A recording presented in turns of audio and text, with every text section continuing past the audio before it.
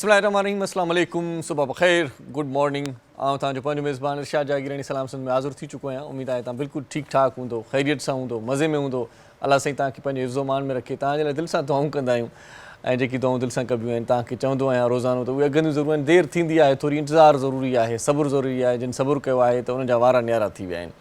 अॼु मौसम ॾाढी ज़बरदस्त आहे ऐं मुख़्तलिफ़ ॻोठनि में, मुख़्तलिफ़ शहरनि में शादमाना बि हूंदा यकीनन, छो त हीउ डिसंबर खां वठी जेको अप्रैल ताईं जो जेको सिलसिलो हलंदो आहे, 3-4 महीना, उहो शादियुनि जी सीज़न हूंदी आहे। तमामु घणा कार्ड्स तव्हां वटि बि हूंदा, कंहिं न कंहिं शादी खे अॼु तव्हां अटेंड कंदव या किथे न किथे तव्हांखे बि अॼु मसरूफ़ियत हूंदी।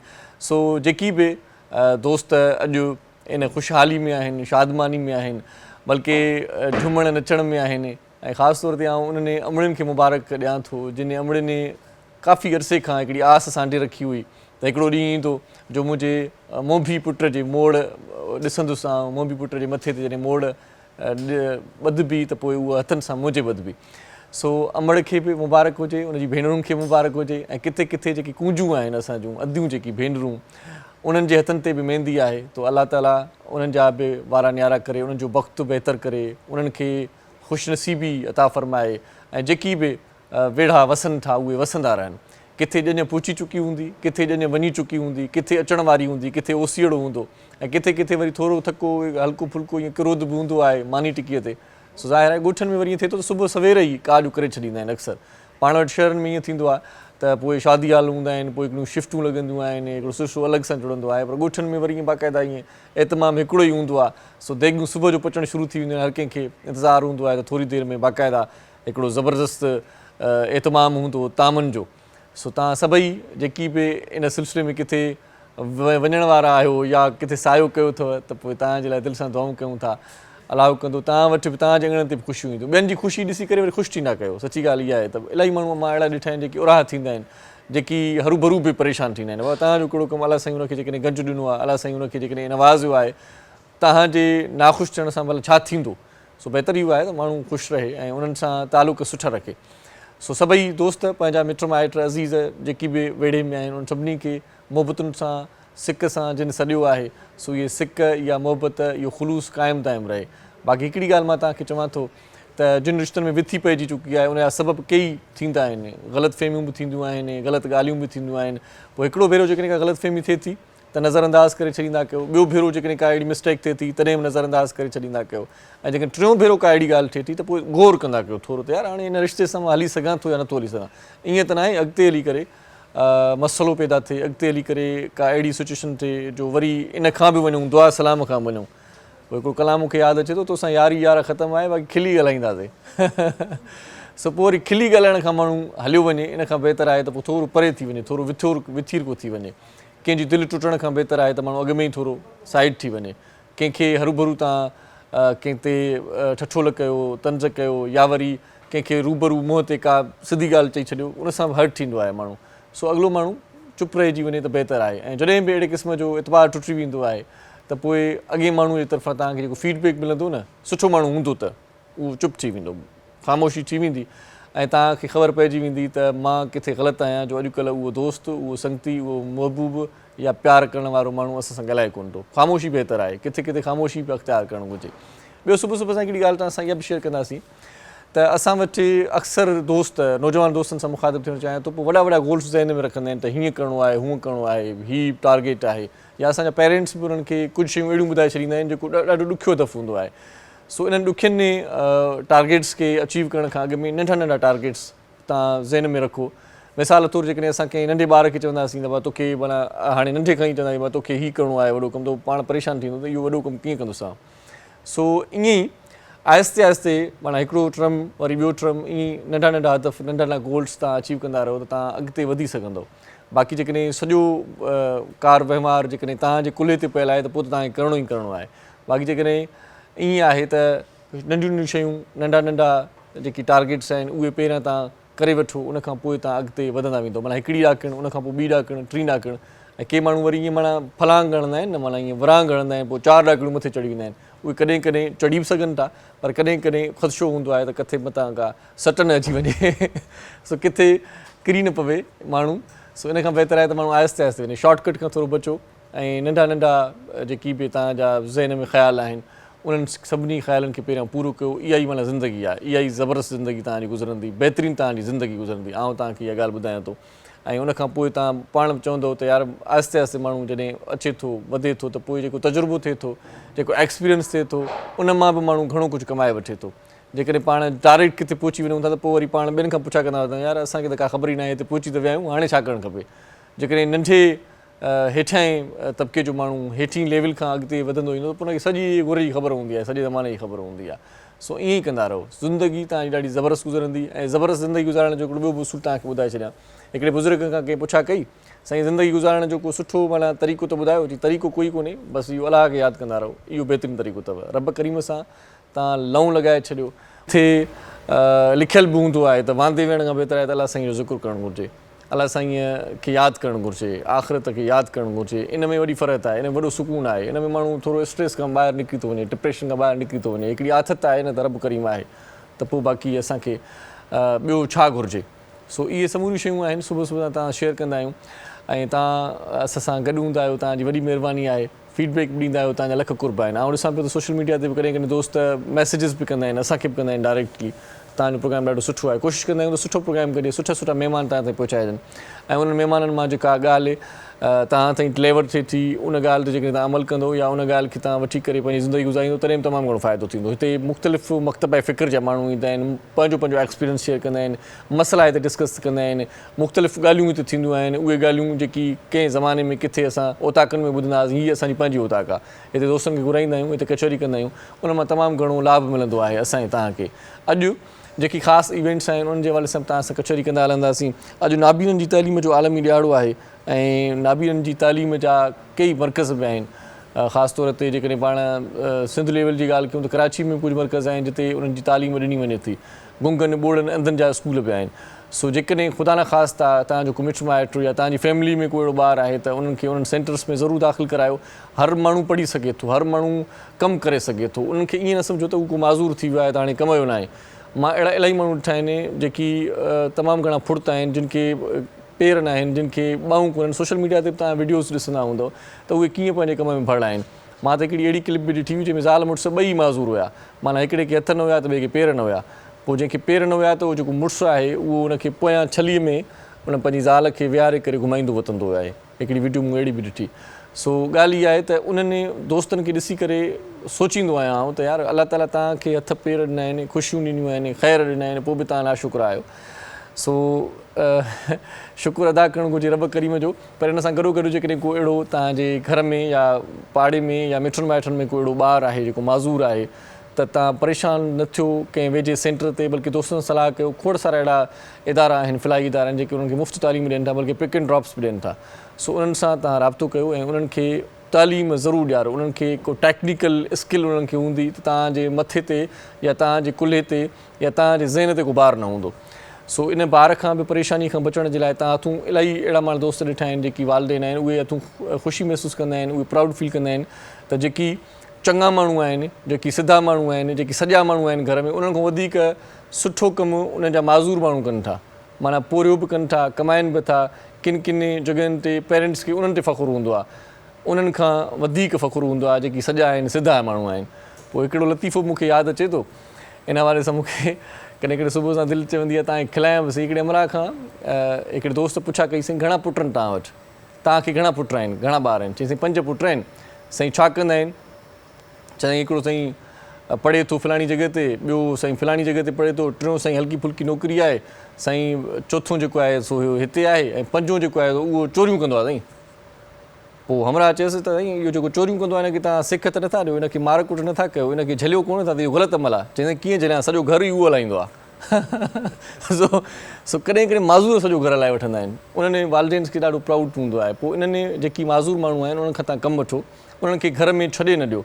मूं अहिड़ा इलाही माण्हू ॾिठा आहिनि जेकी वरी पंहिंजे अहिड़नि ॿारनि खे बसि ईअं खट ते विहारे छॾींदा आहिनि। ॻोठ में माना हिकिड़ो अजूबो ठाहे पेश कंदा आहिनि, जेको मिट माइट जे बाबा ही डिसेबल आहे, माज़ूर आहे, दरवेश आहे, फ़क़ीर आहे। सो इहे फ़क़ीर खां बाबा दुआ वठो, सॻो वठो, बाबा उहो बणाई। अहिड़ी क़िस्म जी का बि ॻाल्हि न कयो। उन्हनि खे पढ़ायो, उन्हनि खे बि सम्झ ॾियो, उन्हनि खे शऊर ॾियो। अहिड़ा इदारा आहिनि जेके उन्हनि खे उन्हनि जे हिसाब सां पढ़ाए लिखाए सघनि था। सो नाबीननि जो अॼु आलमी ॾींहुं आहे, तालीम जो आलमी, नाबीननि जी तालीम जो। सो जेकी अखियुनि खां महरूम आहिनि उहे पढ़ी सघनि था, चवण जो मक़सदु सां इहो हुयो। ॿियो पीपल्स पार्टी अॻुवाणी अॻूणी गवर्नर पंजाब सलमान तासीर साहिब अॼु 11वीं वरसी जो ॾियारो पिया आहे। सलमान तासीर साहिब खे जहिड़े तरीक़े सां शहीद कयो वियो उहा तव्हां सभिनी खे ख़बर आहे, कहिड़े मामले में शहीद कयो वियो इहा बि तव्हांखे ख़बर आहे। सो इहे मामला वरी टीवी ते कहिड़ा वेही डिस्कस कयूं। बहरहाल सलमान तासीर साहिब हिकिड़ो अॾो माण्हू हुयो, हिकिड़ो चङो माण्हू हुयो ऐं पंहिंजे दौर में पंजाब जे लाइ बि उन तमामु घणो ज़बरदस्त कमु कयो ऐं हिकिड़ो मसलियत वारो माण्हू जेको आहे न, हिकिड़ो कंप्रोमाइज़ करण वारो माण्हू, हिकिड़ो बहितरीनु माण्हू, किथे किथे कंप्रोमाइज़ बि कबो आहे, अहिड़े क़िस्म जा माण्हू बि असां वटि हुजणु घुरिजनि, सदाईं जज़्बाती माण्हू न हुजे। सो उनजी वरसी जो ॾींहुं बि आहे, सलमान तासीर साहिब खे ख़राज अक़ीदत बि पाण पेश कयूं पिया ऐं असां गॾोगॾु अॼु जेकी मौज़ महिमान हूंदा उन्हनि में हिकिड़ो बैरिस्टर आहे, उन सां कचहरी कंदासीं, लॉ जे हवाले सां ॼाण वठंदासीं, हिकिड़ो डॉक्टर बि आहे उन सां बि कचहरी कंदासीं। ओमिक्रोन अची वियो आहे वायरस जेको कोरोना खां पोइ चवंदा शदीद ख़तरनाक वायरस आहे। सऊदी अरब में बि इन हवाले सां लॉकडाउन जूं तयारियूं शुरू थी वियूं आहिनि, पाण वटि बि स्मॉल लॉकडाउन कॾहिं कॾहिं चवनि था त लॻी सघे थो। सो सऊदी अरब में त इहो थी वियो आहे त बाबा मास्क पायो, इन खां पहिरियां जो वरी असां तव्हां ते सख़्ती कयूं, इहा ॻाल्हि हुते माना चुरपुर में आहे उतां जी हुकूमत जे। सो मसइला वधंदा था वञनि, तालीम जो छा थींदो, स्कूल बंदि थींदा न थींदा, वॾा हिकिड़ा मामला आहिनि, इन्हनि ते पाण कचहरी कंदासीं।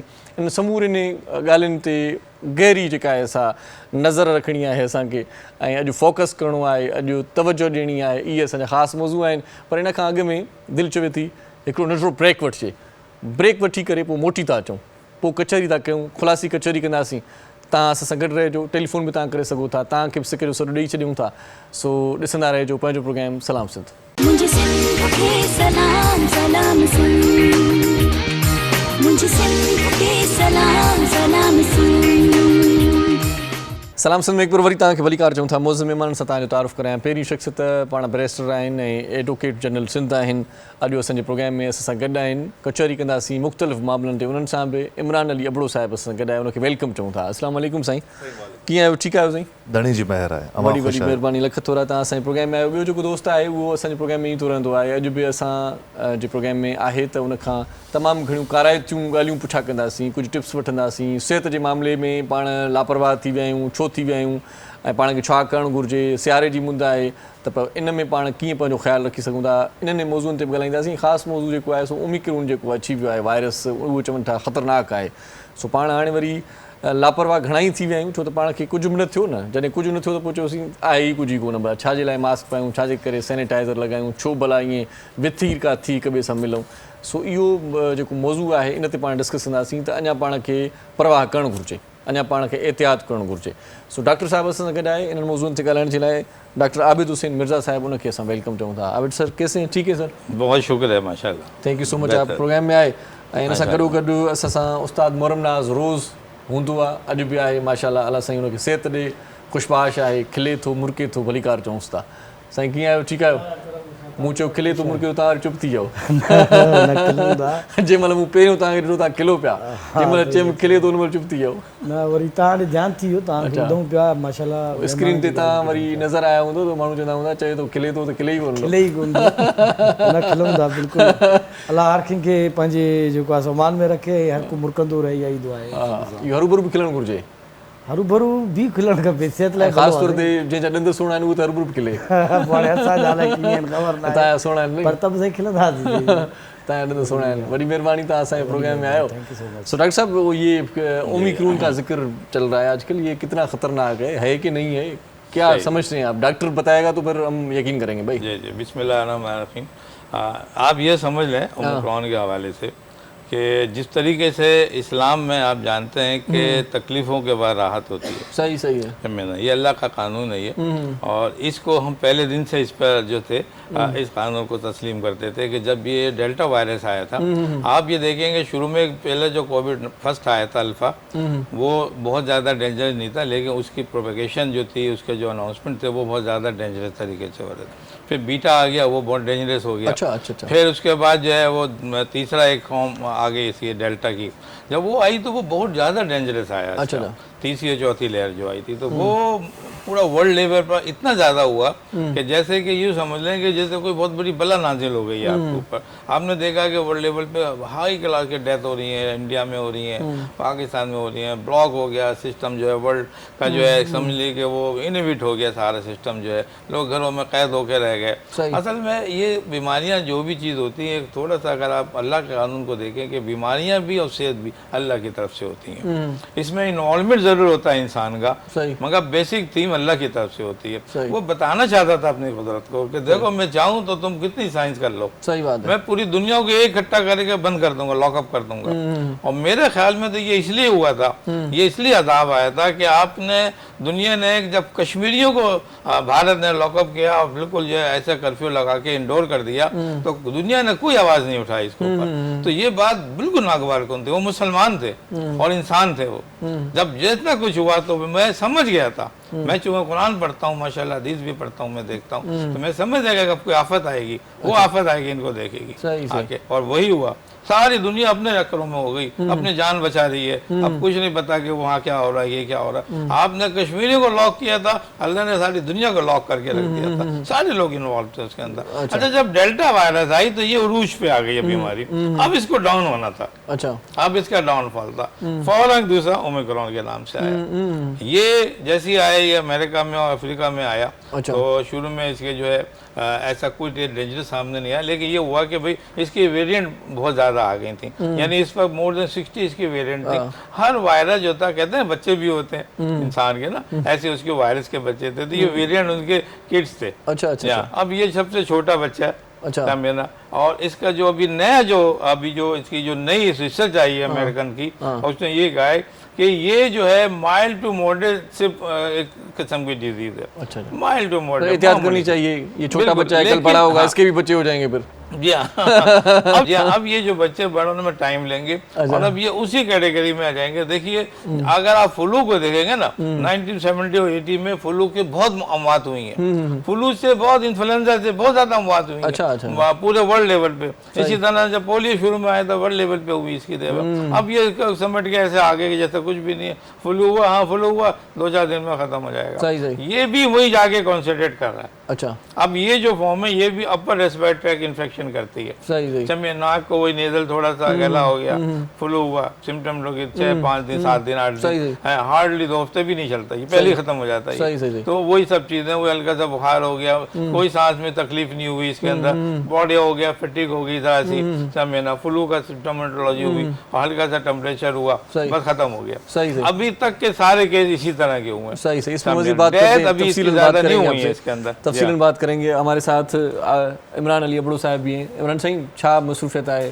माशाल्लाह, एडवोकेट जनरल बि आहियो ऐं सुठा कॉलम निगार बि आहियो। चओ पिया त अफेयर पंहिंजी कचहरी थी, त तव्हां ॿुधायो पिया त कुझु कॉलम्स लिखो था ऐं उन जा मौज़ू कहिड़ा हूंदा आहिनि ऐं ॿियो छा कंदा आहियो, एक्टिविटीज़ थोरी ॿुधायो असांखे। माशाल्लाह, मस मिलिया आहियो।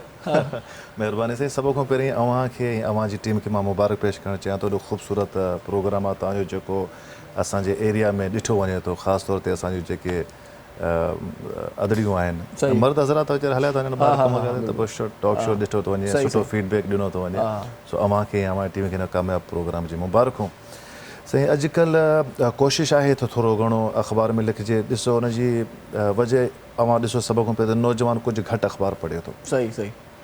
त जॾहिं असां इंट्रैक्शन कईसीं, मुंहिंजो तालुक़ु आहे ॻोठ खंडू तालुके वारे। अच्छा, त उतां जा जेके नौजवाननि सां कहिड़ी कचहरी कईसीं, इनफॉर्मल हाल वाल कयोसीं। रुॻो मोबाइलनि ते हुननि जी आहे तमामु घणी कंसंट्रेशन ऐं फोकस, हर शइ फ्री बि आहे। सही।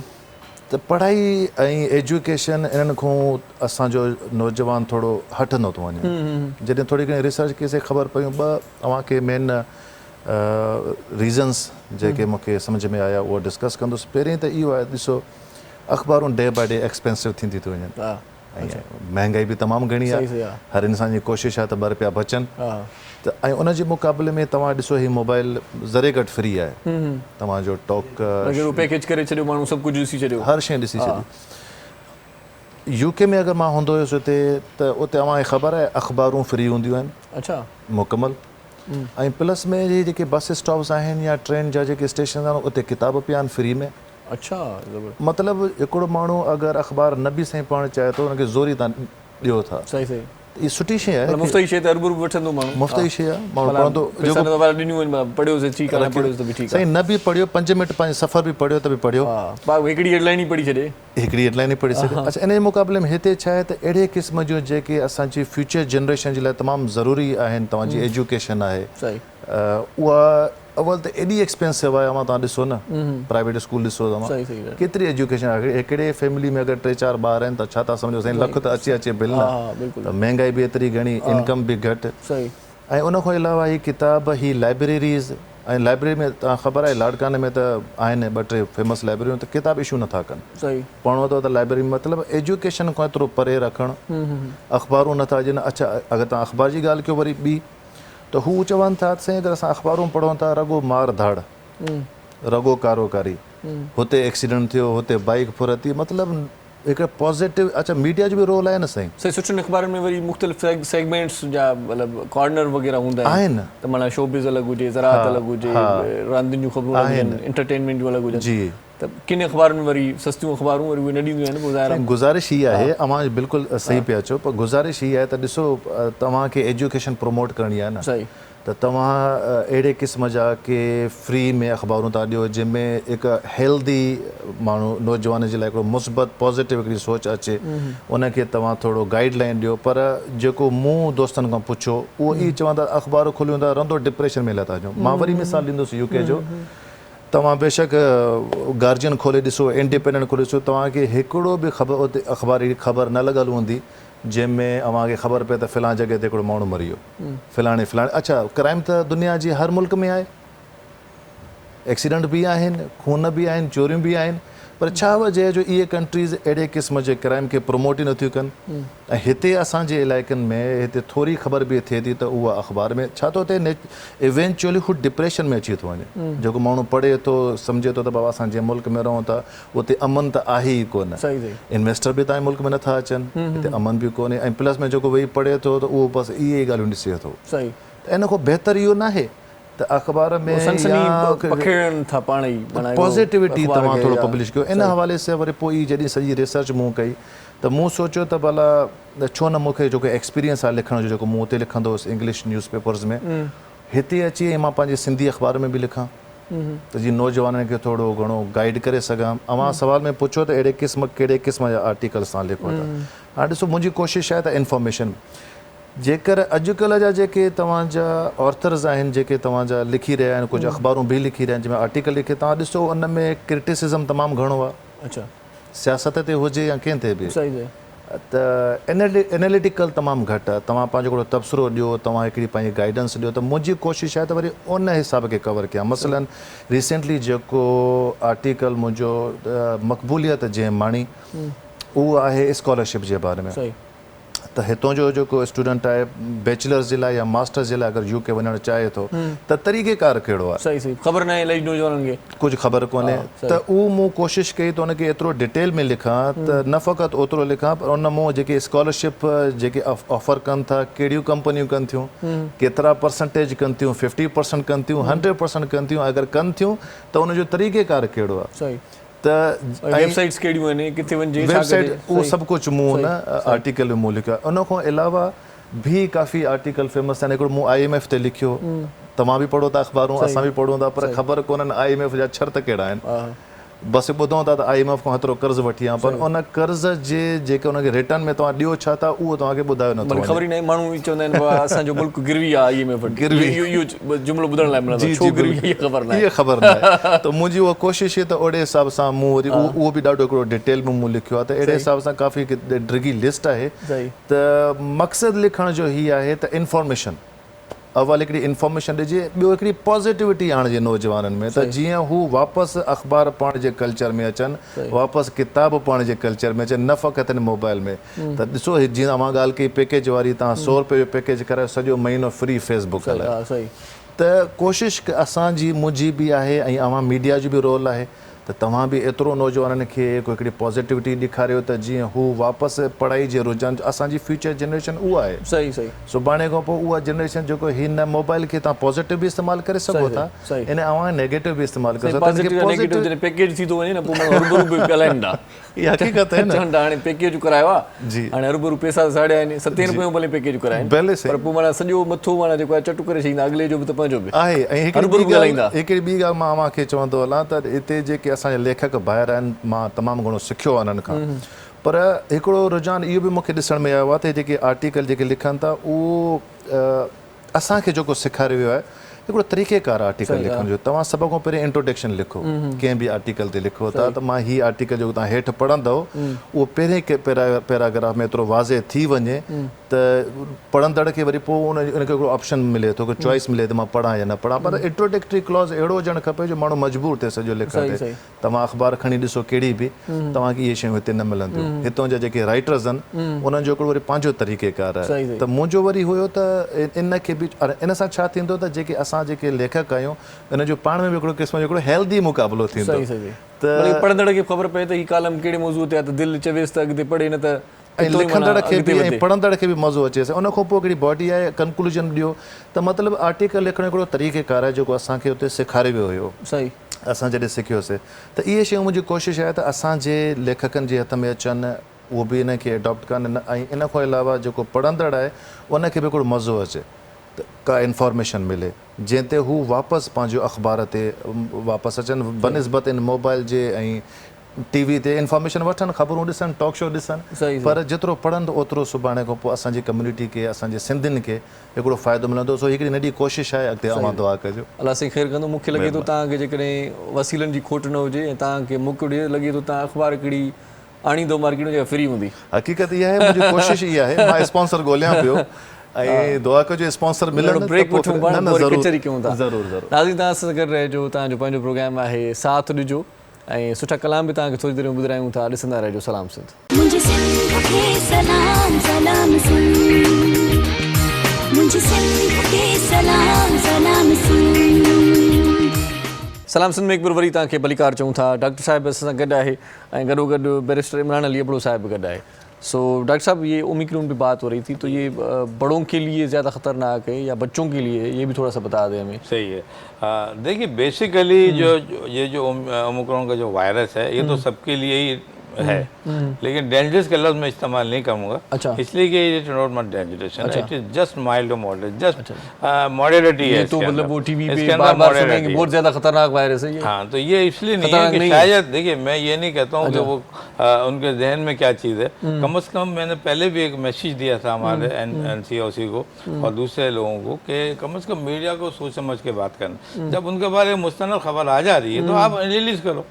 मुझे आज तक आप बताओ कि मॉडरेटिस के अलावा ओमिक्रॉन में कहीं मुस्तनद तरीके से कहा गया हो कि ये डेंजरस वायरस है। अच्छा। कहीं नहीं कहा गया, यानी जो हाई लेवल पे कहीं नहीं बात है। ये हमारे आपके मीडिया चलते हैं। सही। तो इससे पैनिक होता है ना, आवाम में पैनिक होता है, परेशानी होती है। सही बात है। पीछे तो यही तो आपकी वाली बात है कि ये ठीक है, ये बच्चों में ज़्यादा आ गया। अच्छा। बड़ों के मुकाबले बच्चों में ज़्यादा आ गया। तो इसकी एक वाज़ेह दलील थी ना, रीज़न था। आपने बच्चों को वैक्सीन तो लगाई नहीं है, तो बच्चे तो हमारे जो है वो अपनी इम्यूनिटी पे चल रहे हैं, तो उनको तो अटैक करेगा ना ये। है जिन्होंने बड़ों ने वैक्सीन लगाई हुई, हमने अपने वैक्सीन लगाई, हमें क्यों नहीं हो रहा? इसलिए कि जो भी हो वैक्सीन बहरहाल असर तो करती है। अच्छा। 40% से 85% तक वैक्सीन काम करती है। अच्छा। समझे ना, ये पक्की बात है ये। सही। अच्छा, अब अगर जिनके जो है आपके जो इम्यूनिटी जिनकी रिड्यूस होती है वो चेक कर लें, टेस्ट करके सेकंड डोज लगाएं, बूस्टर डोज लगाएं, है ना, वो लगा लें। तो बड़े तो सेफ हैं, बच्चे सेफ नहीं थे हमारे पास। अच्छा अच्छा। जी हाँ। पिछले दिनों अमेरिका में मैंने बताया कि डॉक्टर डेविड थे वहाँ के फिलाडेल्फिया में, वहाँ पे उन्होंने रिसर्च की है कि बच्चे क्यों इतने आ रहे हैं, क्यों दाखिल हो रहे हैं, ज़्यादा आ रहे हैं। तो पता लगा, उन्होंने बताया कि यार इसको तो वैक्सीन किसी बच्चे को भी नहीं लगी हुई। सही। तो इसलिए उनका रेशो ज़्यादा था। फिर उन्होंने ट्रायल किया पिछले दिनों, ये अभी जस्ट 20 दिन की बात है ये, समझे ना। अभी 2 दिन पहले जब उन्होंने रिसर्च की तो उन्होंने बताया कि बच्चों में वाज़ेह वजह जो है लेक ऑफ वैक्सीनेशन है। अच्छा। तो लिहाजा तमाम बच्चों को वैक्सीन लगवाई जाए। बड़ों को तो है, बड़ों को है तो उनको बूस्टर डोज दी जाए, और जो बच्चे हैं उनको वैक्सीन लगाई जाए। और ये अगर आप वैक्सीन नहीं भी लगा रहे, अभी तक बिल्कुल ध्यान में आइए कि बाहर के मुल्कों में, मैंने कि एक ब्रिटेन में डेथ हुई थी, एक 2 डेथें जो है इसराइल में और अमेरिका में हुई, बाकी डेथ हुई नहीं है इसकी।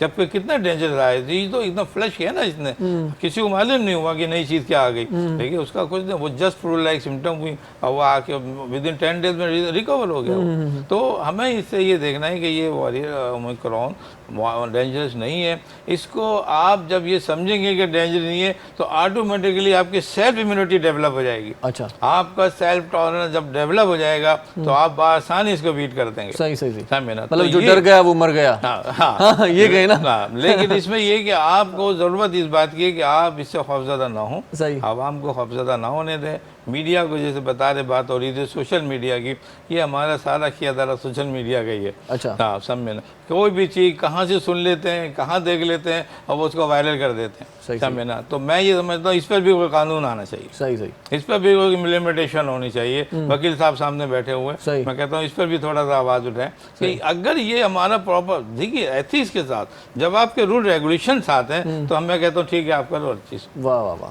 सही में ना। अदरवाइज तो फिर आपके लिए पे ये आपको, आप दुनिया में पैनिक कर रहे सही। हैं। ये सोशल मीडिया तो नहीं हो रहा, डेथ मीडिया हो गया फिर तो, हैं? फिर तो फोबिया हो गया, तो फोबिया मीडिया हो गया अब तो। साईं डॉक्टर साहब जेको आहे ओमिक्रोन खे ईअं तो माना ईअं तफ़सीली बयानु करे न ॼणो मैक्रून ई ॻाल्हि थो करे, साईं बिल्कुलु माना का परवाह ई न आहे, कुझु बि न ईअं खाई छॾियोसि। न एहतियात वरी बि करणु खपे साईं, मतिलबु ओमिक्रोन हुजे जीअं डेल्टा के शुरू में असां एतिरो हल्को वरितो होसीं, सही सही। त बहितर तव्हां हिन ते बि मां सम्झां थो त हिकिड़ी सर्वे कई हुई, जी बिल्कुलु ॿुधायो पिए तव्हां बि साईं। मूं शुरू में बिल्कुलु हिकिड़ो ब्लॉग बि कयो हुन ते, ओमिक्रोन हिकिड़ी डेडली वायरस असां जेको शुरू में जेकी आउटबर्स्ट थी इसराइल में, ब्राज़ील में, शुरू जी ॻाल्हि कयां थो विदिन अ वीक। अच्छा। त उन टाइम ते थी ॾाढी डेडली, पर मां ॾाढो हिकिड़ो ख़ुशि बि थियुसि त साईं जन चई रहिया आहिनि त एतिरो को डेडली न आहे, सही सही, ऐं हैरान बि थियुसि छो त जेके मुंहिंजा रिसर्च पेपर्स आहिनि अॼु ताईं भरिया पिया आहिनि। अच्छा अच्छा, ऐं उहो मां साईं जन खे फॉरवर्ड कंदुसि, मूंखे यकीन आहे त साईं जन ने अॻु में पढ़ियो हूंदो, साईं जन जो प्रोफेशन बि आहे, सही।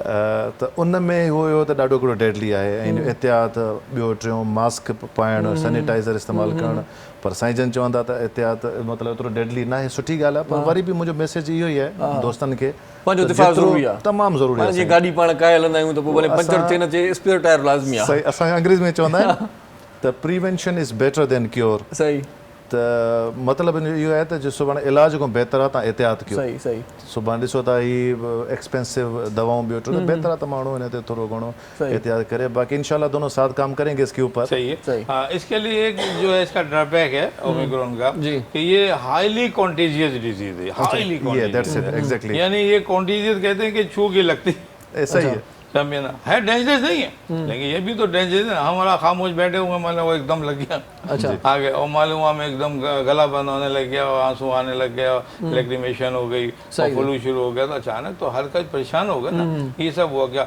ये हरकत करता है ये, लेकिन इसके बड़ी जल्दी ये ओवरकम हो जाता है। अच्छा, समझे ना, इसको कोई इसकी एंटीबायोटिक नहीं है, इसका कोई प्रॉपर ट्रीटमेंट नहीं है, सेल्फ टॉलरेंस है, सपोर्टिव थेरेपी है। अपनी इम्यूनिटी मजबूत करें, विटामिन अपने लें आप, और थोड़े दिन के लिए आइसोलेट हो जाएं, क्योंकि आपके अपने लोगों में फैलाएगा ना। सही। एक बंदे को हुआ आपके घर में, जो घर अब डिस्टेंस तो घर में नहीं है, सही, और ये इतना वैसे ही उड़ के जाना है, पहुंचना है इतना, ये सारे एयरबोर्न डिजीज कहलाती हैं। ये ड्रॉपलेट इन्फेक्शन, आपने छींका तो गई, आप रोने लगे, आंसू गिर गए, नाक के फ्लू हो रहा है, ये सब जा रही है, स्प्रेड हो रहा है। सही, तो ये सब चीज़ें जो है ना, ये हाली जो है ना, ये कंट्रीजियस डिजीज में आती है। सही। इस हवाले से आप इसको डेंजर कह सकते हैं। मास्क वगैरह लगाएं। अच्छा मेरा, हाँ, अब मास्क का मसला जो है, मास्क के लिए भी कहा जा रहा है कि मास्क भी ठीक नहीं है, बहुत सारी कंपनियां आ गई। ये देखिए कितना आपने बड़ा जबरदस्त ये क्वेश्चन बताया, क्योंकि आजकल हम आंखें बंद कर कहते हैं कि ब्लाइंड है, भाई आप मास्क लगा लो। आप देखिए, आप मुझे बताइए सैनिटाइजर का आपको अब क्यों नहीं अनाउंस करते? पहले हर वक्त सैनिटाइजर होता था, अब नहीं होता। मैंने शुरू में कहा था अपने एक प्रोग्राम में टीवी पे कि देखिए सैनिटाइजर को आप क्यों यूज कर रहे हैं, इसमें 91% तो अल्कोहल है। अब जब जिस चीज में अल्कोहल मौजूद होगा वो कहाँ से आकर प्रोटेक्शन करेगा आपको? फिर वैसे भी मुसलमानों के लिए जायज नहीं हुआ समय, और बहुत जल्दी इसकी रिसर्च आ गई कि भाई ये जो सैनिटाइजर यूजफुल नहीं है। आप देखिए वो बैक पे कर दिया। अच्छा। अब वो आप डिटॉल से धो लें, हाथ धो लें, ये आ गया ना, ये धो लिया, उन्होंने कहा उसको बैक पे कर दो। सही। मैं पहले भी ये कहता हूँ, आप एक चीज रिसर्च करें फिर अनाउंस करें एक चीज को। अब मास्क का कहने लगे, मास्क बिल्कुल एक्यूरेट है। अच्छा, सर्जिकल मास्क यूज करें आप। अच्छा, इसके अंदर कोई भी प्रॉब्लम नहीं है। एक इशू ये हो रहा है कि भाई वो आपने मास्क बंद कर दिया ऐसे, अब आपकी जो ऑक्सीजन जो है वो तो आप ले रहे चलो, लेकिन जो कार्बन डाइऑक्साइड है आपका CO2 जो है वो अंदर ही एरिएट करके अंदर वापस आप इनहेल कर रहे हैं। सही सही, ये हो रहा है। ये मतलब इसकी वजह से सांस की बीमारियां डेवलप हो रही हैं, प्रॉब्लम हो रही है। तो मेरा अपना ख्याल ये कि ये बात गलत है। अच्छा, इसकी वजह ये है कि जो ह्यूमन बीइंग है, इंसान है, मैं और आप CO2 नहीं लेते, वो जाती नहीं है पेट के अंदर। सही सही, समझे ना। ये जरूर हो सकता है कि ऑक्सीजन की कमी हो जाए, ये हो सकता है। अगर अंदर वो जमा हो रही है तो वो ऑक्सीजन को ब्लॉक कर रही है। वो एरिया जो बाहर CO2 का कवर हो रहा है, वो एरिया जो है वो ऑक्सीजन को रास्ता रोक रहा है। अच्छा, तो आपके गैस्पिंग, आपको जो प्रॉब्लम हो रही है, डिस्ट्रेस हो रही है आपको, इस वजह से हो रही है। ऑक्सीजन का लेवल एक अलग है, कार्बन डाइऑक्साइड लेवल अलग है।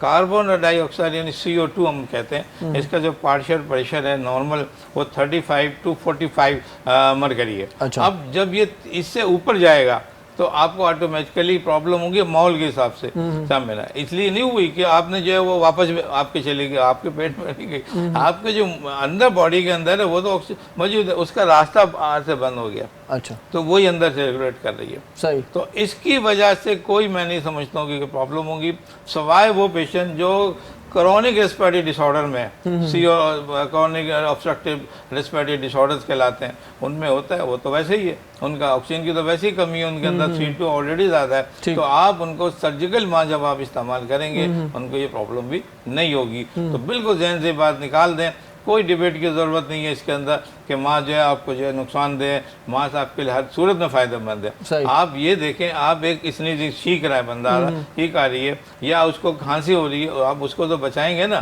तो माँ सबसे पहला बैरियल है, सही, एक बेस्ट बैरियल है ये।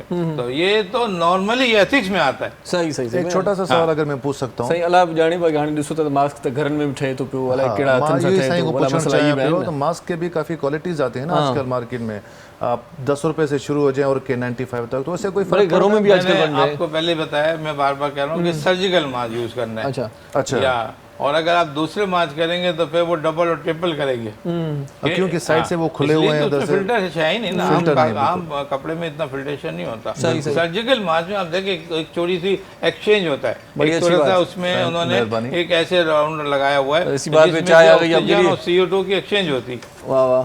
तो सर्जिकल मास्क रिकमेंडेड है, इन पर लोगों को चाहिए कि तवज्जो दें ज़रा। सही, मास्क लगायो ज़रूरी आहे। मास्क तव्हांखे हिकु त कोरोना खां, ओमिक्रॉन खां, ॿियनि बीमारियुनि खां बचाए थो, गॾो गॾु तव्हांखे कर्ज़नि खां बचाए थो।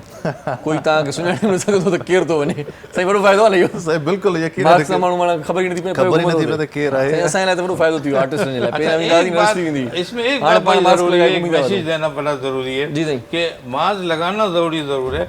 अगर मुझे ये बताइए कि एक मास्क लगा के लोग जो तकरीरें कर रहे हैं, हमारे मिनिस्टर बैठे हुए मास्क लगा के माइक के आगे बोल रहे हैं, ये क्यों बोल रहे हैं? अच्छा, क्या माइक से इनको खतरा है? सही है, माइक पे आपको कोई खतरा नहीं है, आप मास्क हटा के बात करें। अच्छा, हाँ, जहाँ भी आप मीडिया से बात कर रहे हैं, बात करें, मीडिया से थोड़ी आ रहा है वो, हाँ आवाम से आ रहा है। अगर आपको हम साथ बैठे, हम डिस्टेंस पे बैठे हुए हैं, तो हमें आपको कोई खतरा नहीं है, हम बगल मास्क से बैठ सकते हैं। सही सही, ठीक है, ये बात बहुत जरूरी है। आप तकरीरें कर रहे हैं, बात कर रहे हैं, मास्क लगाए हुए कर रहे हैं, मैं ये समझ नहीं आती कि इतना सेंसिबल माशरा है हमारा, ये बात क्यों नहीं समझ आ रही है सही सही कि ये जो आप माइक पे बोल रहे हैं मास्क लगाए हुए, सर वो इस जुमले पे अमल कर रहे हैं, एहतियात हमारे इमरान खान भी बोल रहे हैं, तो हम उसके उनसे पूछ लें कि भाई ये मैं कर रहा हूँ कि मुझे माइक से खतरा हो रहा है, तो मैं ये मास्क लगाऊं, सही है नहीं है? आप ऐसा क्यों कर रहे हैं सर? आपकी आवाज देखिए, आप बैरियर के साथ जा रही है ना, मास्क की आदत इतनी हो गई है सर, कभी कभार लोग भूल जाते हैं कि लगा हुआ है मास्क या नहीं लगा हुआ।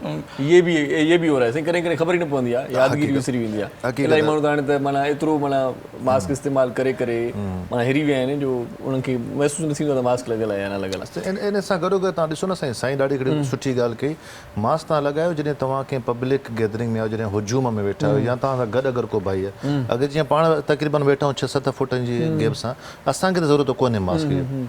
सो हर वक़्तु मास्क लॻाइण सां वरी उन खां पोइ हिकिड़े निशानात बि थियनि था, प्लस में हिकिड़ो प्रॉब्लम बि थिए थो ब्रीदिंग जो, त इहो हिकिड़ो मैसेज बि कन्वे थियणु खपे त तव्हां जॾहिं पब्लिक में मास्क वरी महिरबानी करे वरी मटाईंदा बि कयो। इलाही मूं दोस्त अहिड़ा ॾिठा आहिनि जेके 10 रुपए मास्क वठी वरी 10 ॾींहं कढंदा आहिनि, उन खीसे में विधल हूंदो आहे, पोइ जिते माना उनखे बंदिश हूंदी आहे, रोक हूंदी आहे, कंहिं बैंक में वञनि था या अहिड़े कंहिं कम सां वञनि था, उते चवंदा मास्क लाज़मी आहे, त पुराणो मास्क जेको सफ़ा मेरो हूंदो आहे उहो वठी पाईंदा आहिनि। इहो बि आहे। या वरी को दोस्त ईअं बि कंदो आहे त 10 रुपए जो मास्क बचाइण जे लाइ ॿिए कंहिं दोस्त खे ॿाहिरि कंदो यार बैंक में वञिणो पंहिंजो मास्क त ॾिजांइ, सही पिया चओ, माना उनजो मास्क वरी पाए वेंदो, माना बचाइण जे लाइ, माना थी सघे थो बीमार हुजे माण्हू, इहो बि न करणु घुरिजे। 10 रुपया तव्हां ख़र्चु कंदा कयो। ऐं फ्रेश मास्क सर उन्हें फ्रेश मास्क का कंसेप्ट नहीं है, मास्क बिल्कुल न्यू होना चाहिए। यूज मास्क आप नहीं कर सकते, इसकी वजह यह है कि यूज जो होता है, हो सकता था कि आप में उसी वक्त जर्म से आए हो, उसमें लगे हो, टच हुए हो और आपने वही रीटच कर लिया। अच्छा, तो मास्क आपका हर बार नया होगा। सही समझा, और सर्जिकल मास्क होगा। सही मेरा एक दोस्त है, वो कपड़े का मास्क यूज करता है, वो कहता है मैं सुबह रोजाना वॉश करता हूँ उसको। सही है, ज्यादा डेंजरस है। उसमें तो डस्ट आके एब्जॉर्ब हो जाएगी। अच्छा, बाहर की डस्ट जो है वो एब्जॉर्ब हो जाएगी। अब वो डस्ट की वजह से उसको एलर्जी हुई है अच्छा। किसी बंदे को, अब वो कह रहा है कि मैंने मास्क लगाया तो मुझे उससे मेरी सांस उखड़ गई। ये तो नहीं हुई ना बात, ये तो आपको डस्ट उसमें थी। साफ सुथरी चीज होनी चाहिए, मास्क सर्जिकल हो, क्लीन हो बिल्कुल। डॉक्टर साहब, ये सर्जिकल मास्क को आप फिर से यूज कर सकते हैं? सर्जिकल मास्क जो है उसको आप फिर से यूज कर सकते हैं? सर्जिकल मास्क भी दोबारा यूज नहीं हो सकता, वंस अ डे होगा। डॉक्टर साहब आपको क्लिनिक पे भी जाना है, शायद क्लिनिक खोलनी है, तो फिर कोई मैसेज देना चाहेंगे आप? मैं यही कहता हूँ कि जो भी SOPs हैं उससे ज़रूर असर करें, उस पर अमल करना चाहिए। कोई भी ये बात, जो कोई भी चीज़ है जो आप रिलीज कर रहे हैं, मीडिया को रिलीज कर रहे हैं, हमें सबको सोचना चाहिए कि एक 10 दिन ऐसा आएगा कि मीडिया और सबको मुहासबा हो जाएगा, एहतिसाब सबका होगा। गलत चीज़ नहीं फैलाना, ये आपकी अपनी आवाम है। सही, चलिए ठीक है, इसको बेहतर तरीके से कन्वे करें। चलिए, बहुत शुक्रिया डॉक्टर साहब। चाय आपके लिए आ गई, चाय पी के जाएंगे आप, ठीक है? Thank you very much. नड़ी साई वठूं था नाज़रीन, असां सां गॾु रहिजो ऐं गॾोगॾु असां सां बैरिस्टर इमरान अली अबड़ू साहिबु गॾु हूंदो, आबिद हुसैन मिर्ज़ा साहिब असां खां इजाज़त वठे थो। असीं तव्हां खां गॾु आहियूं, असांजी इजाज़त अञा न आहे अथई, न तव्हांखे न तव्हां असांखे ॾिजो। सो फ़ोन करे तव्हां शामिल थी सघो था प्रोग्राम में, काॾे बि न वञो, असां सां जुड़ियल रहिजो। सलाम सिंध। मुझे सिंध के सलाम सलाम सिंध, मुझे सिंध के सलाम सलाम सिंध। सलाम सिंध में हिकु भेरो वरी तव्हांखे भलीकार चऊं था। ख़ूबसूरत कचहरी जारी आहे असांजी, ऐं असां सां गॾु बैरिस्टर इमरान अहमद ख़ान अबड़ू साहिबु असां सां गॾु आहे, उस्ताद मुहर्रम नाज़ बि गॾु आहे। सो कचहरी खे बाक़ाइदा ॼमाईंदा हलंदासीं ऐं जेका ॻाल्हि कम जी हुजे उहा कंदा रहंदासीं। अच्छा, नाबीरनि जी तइलीम जो अॼु ख़ासि ॾींहुं आहे इमरान साहिबु, त पोइ इन हवाले सां तव्हां छा चवणु चाहींदो ऐं तव्हां को इन हवाले सां कमु कयो आहे या का ॻाल्हि जेका तव्हां असां शेयर करणु चाहियो? साईं ॾिसो, नाबीना असां डिसेबल बहितर लफ़्ज़ मुंहिंजे हिसाब सां इस्तेमालु आहे, उन में हर डिसेबिलिटी अची वञे थी। असांजे माहौल में हिते जी सोसाइटी में डिसेबल खे धतकारियो वञे थो। अगरि को माण्हू डिसेबल आहे त उन खे मतिलबु हिकिड़ो ऐबदार सम्झी या उन मां अनफॉर्चुनेटली जीअं चइजे बुछां कई थी वञे, त अंधो आहे, मंडो आहे या कहिड़ी बि डिसेबिलिटी। सही आहे, त अञा वधीक डिसेबिलिटी था ॿुधायो। माण्हू जेकॾहिं थोरो नकु बि टेढ़ो आहे चवंदा नक फिॾो आयो अथव, हक़ीक़त माना इहे ॻाल्हियूं कंदा आहिनि, अहिड़े क़िस्म जो नकु न करणु घुरिजे। सही। अच्छा, अवां साईं ॾिसो त जेके असांजे डेवलप्ड कंट्रीज़ आहिनि, मां वरी मिसाल UK जो ॾींदुसि छो त उतां थी आयो आहियां। डिसेबल जे लाइ असां वटि उते स्पेशल प्रिविलेजिस आहिनि जेके आम माण्हू खे कोन्हनि के। मसलन आम माण्हू गाॾी पार्किंग जो पैसो भरे थो, डिसेबल खे फ्री आहे। अच्छा।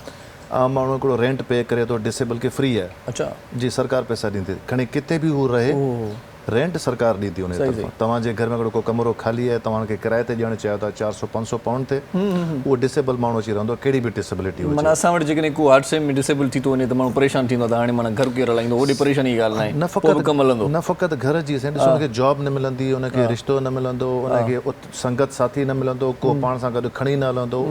त ख़ैर, मां पंहिंजी उहा ॻाल्हि कयां त उते असां वटि वरी मुंहिंजे इवन मूं हिकिड़ो घर वरितो हुयो बर्मिंघम में, त उते असां वटि वरी सिस्टम आहे PG जो, पेइंग गेस्ट जो। त ज़ाहिरी ॻाल्हि आहे, हिकिड़ो 5 कमरनि जो हिकिड़ो घरु आहे, त तव्हां हिकिड़े कमरे में रही सघो था, 4 कमरा काॾे वञनि, त पोइ उते असां वरी रेंट आउट करे छॾींदा आहियूं, उनखे पोइ PG चवंदा आहियूं। त उन मूं हिकिड़ो भाई आहे जेको ॻाल्हाए न पियो सघे। अच्छा, रेंट उहो पे न पियो करे, मूंखे सरकार पे करे पई।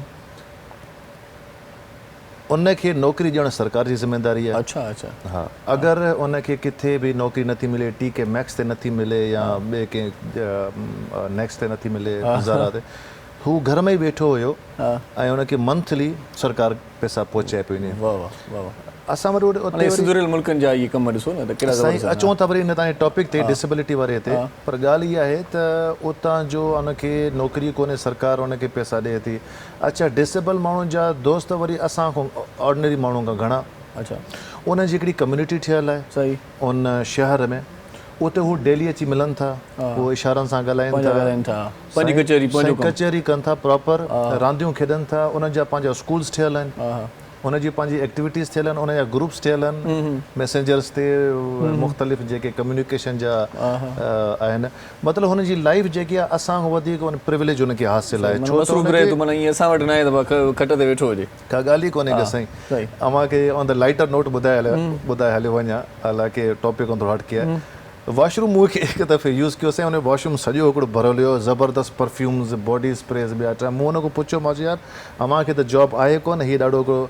हुन वरी इशारनि सां मूंखे सम्झायो त सरकार पैसा ॾिए थी, हीअ सभु मुंहिंजा फ्री आहिनि। अच्छा, त चवणु मतिलबु आहे हाणे उनजे मुक़ाबले तव्हां अचो असां पाकिस्तान ते, उते माना ईअं थींदो न, डिसेबल ज़ोरी माण्हू राईंदा हूंदा, ॿाहिरि शइ फ्री हूंदी, करो करो माना मज़ो आहे इनखे राय पाण वटि Exactly. हितां वरी कढी छॾींदा आहिनि साईं ॾिसो अगरि मां मूंखे ॿुधायां न त मुंहिंजो हिकिड़ो रूम हुयो 350 पाउंड जो जेके बाक़ी माण्हू पे कनि पिया ही मूंखे पे करे पियो 475 पाउंड अच्छा अच्छा अञा वधीक ॾिए पई सरकार त जीअं इन खे स्पेशल ट्रीट कयो वञे माना उते बराबरि रेंट न माना उन पासे जेका तव्हां रिहाइश ॿुधायो था त उते माना जेको सॼो माण्हू आहे सिधो माण्हू आहे जी साईं उहो परेशान रहे थो डिसेबल परेशान न आहे ईअं ई आहे उनखे रिहाइश न हूंदी उनखे रोज़गार थी सघे थो न मिले हू माना टेकियल आहे इहा बिल्कुलु टेकियल आहे साईं हाणे तव्हां हुनजी अगरि तव्हां ड्राइविंग ॾिसो उन्हनि जो हैंडल जेको आहे उहो बि स्पेशल ठहियल आहे अगरि कंहिंखे आङुरियूं कोन्हनि खे त उहो स्पेशल हैंडल ठहियल आहे डिसेबल सरकार हुनखे अप्रूव कयो आहे अच्छा अच्छा अच्छा गाॾियूं उन जूं स्पेशल ठहियल आहिनि ऐं बाक़ाइदा अगरि कोई माण्हू खे बैकबोन कोन्हे या ॼंगूं कोन्हनि त उनजी गाॾी में वेहण जो जेको मैकेनिज़म आहे सॼो उहो डिफरेंट आहे उहो माण्हू बिल्कुलु परेशान असां वटि ईअं न आहे असां वटि ईअं न आहे इन जो सबबु हिकिड़ो आहे त असां वटि वरी सरकार डिसेबल आहे साईं हाणे हिकिड़ो मौज़ू मुख़्तलिफ़ आहे पर चवणु मतिलबु इहा आहे तव्हां फुटपाथ ॾिसो असांजा उन में कर्ब न आहे त अगरि को व्हील चेयर ते माण्हू वञे थो पियो त उहो हेठि कीअं लहे छो त उहो मतिलबु ठहियल ई अहिड़े हिसाब सां आहे अचो हाणे साईं पंहिंजे मुल्क ते पंहिंजे सिंध ते ॻाल्हायूं हिते डिसेबिलिटी असां वटि फुटपाथ ते इहे केबिनूं पीढ़ियूं हूंदियूं पाण सॼा माण्हू हुते पंधु करे सघंदा आहियूं रोड ते हलंदा आहियूं त मथां गाॾी का अचे त भले लता तव्हां सही था चओ असां ॾे ते अनफॉर्चुनेटली डिसेबल खे एतिरो प्रमोट नथो कजे अच्छा ख़ुदा ताला अगरि अव्हां खां हिकु शइ खसे थो त उन जे मुक़ाबले में तव्हांखे कईं ॿियूं एबिलिटीज़ ॾेई सघे थो त तव्हां उन मां उन जो टैलेंट खे हिते एक्सट्रैक्ट करण जो अहिड़ो को मैकेनिज़म नज़र मूंखे न पियो अचे ख़ुदा ताला अगरि तव्हांखे अखि न ॾिनी आहे तव्हां पढ़ियो असांजी नंढपण में असांखे पढ़ाईंदा हेलन केलर जे बारे में ठीकु उहा हिकिड़ी अमेरिकन लेडी हुई जेके ॾिसी ॿुधी ऐं ॻाल्हाए न सघंदी हुई त अॻुण त शुरू में पहिरें सेगमेंट में असां एजुकेशन जी ॻाल्हि कईसीं त मां हुन नौजवान खे चवंदुसि हेलन केलर जे बारे में पढ़नि जंहिंखे पढ़ाई सां रुझान घटि आहे त हुन ते मूवीज़ बि आहिनि अच्छा उहा मोहतरमा ॾिसी ॿुधी ऐं ॻाल्हाए न सघंदी हुई उन खां बावजूदि बि हू पॉलिटिकल एक्टिविस्ट आहे उनजा किताब लिखियल आहिनि उनखे एवॉर्ड मिलियल आहिनि ऐं हिकु जीनियस औरत आहे अव्हांखे बि रिक्वेस्ट आहे दोस्तनि खे उहो तव्हां ॾिसो न हाणे ख़ुदा ताला हुन खां इहे 3 नेमतूं अनमोल नेमतुनि खां महरूम रखियो हेलन केलर नालो आहे हुन किताब लिखिया आहिनि साईं हुन सेमिनार कंडक्ट कयो मिलियंस ऑफ पाउंड्स वठंदी डॉलर्स वठंदी मुख़्तलिफ़ मुल्क हुनखे घुराईंदा त असां ॾे अची करे उहो थोरो त चवणु मतिलबु हीअ आहे त पाण वटि ॾिसूं था त उहा बि इंटरनेशनल ॾिसूं कई साइंसदान मज़ूर उन में कमु कयो पए स्टीफन हॉकिंग तव्हां साम्हूं ॾिसो तव्हां व्हील चेयर ते पोइ बि हुनजो दिमाग़ जेको आहे सो हाणे इहो ई तव्हां ॾिसो न हिते असां वटि डिसेबल खे तव्हां जीअं शुरू में ॻाल्हि कई त हुनखे दुत्कारियो वञे थो त भाई डिसेबल हुनखे दोस्त बि हुन सां गॾु को वेहण लाइ तयारु न आहे हुन सां गॾु को चांहि पीअण लाइ तयारु कान्हे को हुनखे पंहिंजे घर घुराइण लाइ तयारु न आहे हालांकि इहे माण्हू जीनियस हूंदा आहिनि साईं ख़ुदा ताला हुनखे एतिरो टैलेंट ॾिनो आहे तव्हां कॾहिं कंहिं डिसेबल सां वेही ॾिसिजो न त मां त हुन सां ख़ासि तौर ते कचहरी करणु ॾाढो मूंखे हिकिड़ो मज़ो ईंदो आहे ऐं शौक़ु बि हूंदो आहे त इन जे लाइ असांखे सभ खां पहिरीं खपे त असां इन्हनि खे बि इक्वल ट्रीट कयूं इन्हनि जे लाइ बि असां इंस्टीट्यूशन ठाहियूं इन्हनि जे लाइ बि असां हुनखे स्पेशल प्रिविलेजिस जेके तव्हांखे ऐं असांखे कोन्हनि खे उनखे ॾिना वञनि लाइब्रेरी में उनजे लाइ स्पेशल जॻहियूं ठाहियूं वञनि पार्किंग में हुजे या उनखे किथे संगत साथी में उथण वेहण उनखे असां स्पेशल ट्रीट कयूं जेको त जीअं उनखे इहो महसूसु न थिए त मां डिसेबल आहियां उनजे लाइ हिकिड़ा स्पेशल किताब हुजनि असांजे लॉ में जॾहिं मूं हिते पाकिस्तान में कराची में मूं LLB कई त उते हिकिड़ी न्याणी आई हुई असांजे कॉलेज में जेकी ॾिसी न सघंदी पर साईं शी वॉज़ जीनियस त उहो बग़ैर ॾिठे उहो फर्स्ट पोज़ीशन हासिलु कंदी हुई ऐं हिन वक़्तु बि हूअ जंहिं पोज़ीशन ते आहे उहा त हिकिड़ो प्रेज़ वर्दी आहे तारीफ़ जे क़ाबिल आहे त इन्हनि में ई असां अगरि इनखे असां प्रमोट कयूं इनखे असां सपोर्ट कयूं इहे मुल्क जे लाइ काफ़ी कुझु करे सघनि था इनफैक्ट मां त चई सघां थो त असां खां वधीक इहे माण्हू करे सघनि था त इन्हनि खे ईअं दुत्कारियो न वञे इहे बि इंसान आहिनि इन्हनि जे अंदरि बि हिकिड़ी फीलिंग्स आहिनि दिलि आहिनि असांजे गवर्नमेंट खे मां गुज़ारिश कंदुसि हू करे रही आहे सिंध गवर्नमेंट पर अञा वधीक करे त उनखे तालीम ॾिनी वञे उनखे सपोर्ट कयो वञे उनखे ईअं एॾो को हीअं बैक फील न करे ॿियूं शयूं त ठीकु आहे असांजी हुकूमत त एतिरी वॾी गुज़ारिश असांजी मञींदी कोन पर घटि में घटि एतिरी गुज़ारिश कयूं था जेका माज़ूर कोट आहे उनखे त सही सिधे तरीक़े सां हलाइनि उनखे बहाल कयो वञे पाण वटि इलाही माज़ूर सदाईं एतिजाज कंदा आहिनि बैनर खणी करे त असांजी कोटा न आहे असांखे नौकरियूं नथियूं मिलनि किथे किथे उन्हनि खे एडजस्ट कयो वञे तॾहिं बहितर थी वेंदो सही ॾिसो माण्हू फ़र्द ते बि डिपेंड करे थो त हू पाण केतिरी कोशिशि कनि था पिया इंसान जे हथ में बि कुझु हूंदो आहे. अगरि तव्हां ख़ुदि सम्झो था त अगरि असांखे हेल्प नथी मिले तव्हां पाण महिनत करियो, पाण पंहिंजो टैलेंट पाण शो कयो. त हिते त असां पंहिंजे सिंध धरती में तव्हां ॾिसो हर नौजवान हर तबिको जेके बि निकिरी अचनि था पंहिंजे बलबूते ते निकिरनि था. मुंहिंजो मतिलबु चवण जो हीअ आहे त महिनत करे निकिरे थो. अगरि तव्हां सभु कुझु गवर्नमेंट ते रिलाए करे वेही रहंदो, इहा त हक़ीक़त आहे त असां अञा डेवलपिंग कंट्री आहियूं, असां डेवलप थिया न आहियूं. त तव्हां उहो एक्सपेक्ट नथा करे सघो त जेको ऑस्ट्रेलिया में या यूनाइटेड स्टेट्स में जेके फैसिलिटीज़ आहिनि असांखे ॾिनियूं वञनि. असां आहियूं इनवर्टेड डेवलपिंग कंट्रीज़ में. कुझु इनशाला त दुआ आहे हिन मुल्क जे लाइ, हिन गवर्नमेंट जे लाइ त हू जीअं जे हिसाब सां हू कमु करे रही आहे त अञा वधीक बहितरी हुन में. हाणे बहितरी जी हमेशह गुंजाइश हूंदी आहे, पर चवण मतिलबु इहो त असांखे पाण खे बि महिनत करणु खपे. त तालीम जो इदारो हुजे या तव्हांजो इन खां अलावा स्पोर्ट्स आहे, केतिरा बि फील्ड्स आहिनि. तव्हांजी जर्नलिज़म ॾिसो साईं, त जर्नलिज़म बि ॾाढो सुठो कमु करे रही आहे, सिंध टीवी ॾाढो सुठो कमु करे रही आहे, पर इन में बि इम्प्रूवमेंट जी ज़रूरत आहे. मूं शुरू में गुज़ारिश की न साईं तव्हांखे त तव्हां कोशिशि कयो त जेतिरो अॻे खां अॻिभरो थिए माण्हू सही जेतिरी तव्हां एजुकेशन ॾेई सघो था, जेतिरो शौक़ु ॾेई सघो. भला उस्ताद मुरम नाले ॿुधूं हिकिड़ो सुठो कलाम तव्हां ज़रूरु ज़रूरु. उस्ताद साईं चांहि जेकॾहिं तव्हां पी छॾी आहे त पोइ चाह वारो कलाम असांखे ॿुधायो. जी बिल्कुलु, ॾाढो मज़ो पियो अचे ऐं कोशिशि कयूं था मज़े खे दुबारा करण जे लाइ तव्हांखे. वाह वाह साईं, बीणो पियो मज़े ॿुधायूं.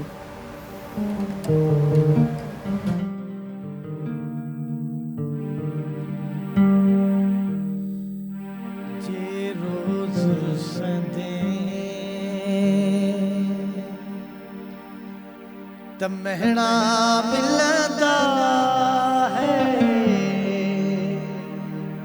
महणा मिलंदा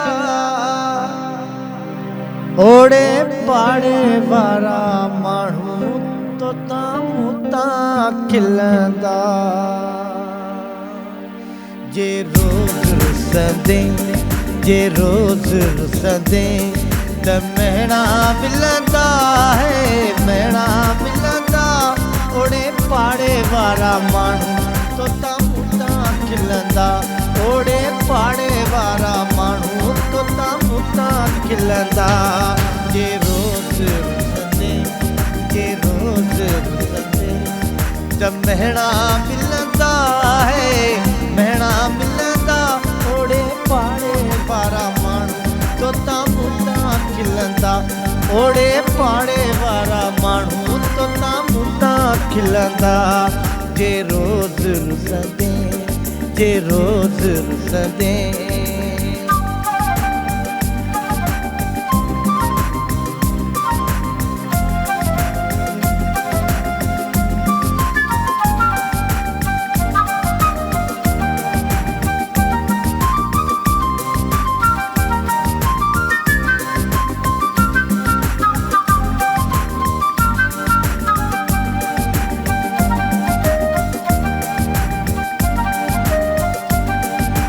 थोरी घणी ॻाल्हि तां न रुस जानी है, रुस जानी.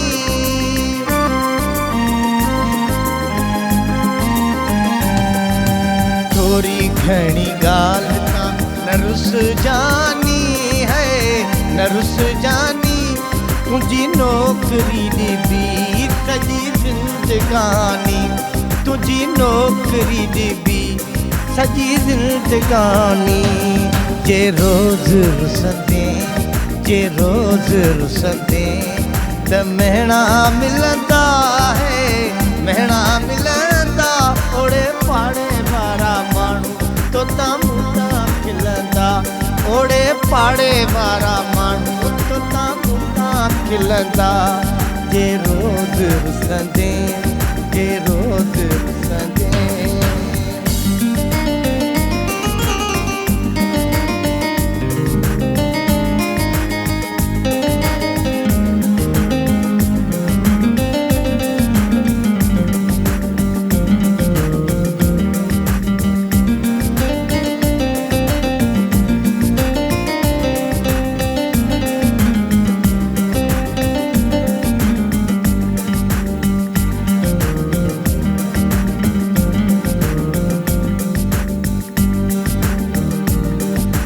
वास्ते खुदा जे मुखे माफ़ कर तू है, माफ़ कर तू.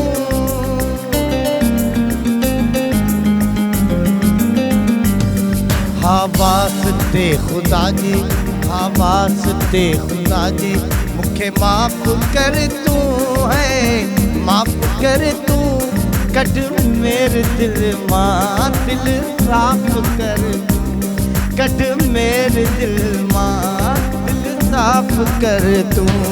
जे रोज़ रुसंदे, जे रोज़ रुसंदे, त महणा मिलंदा है, महणा मिलंदा, ओड़े पाड़े वारा माण्हू तोता मूता खिलंदा, ओड़े पाड़े वारा माण्हू तोता मूता खिलंदा।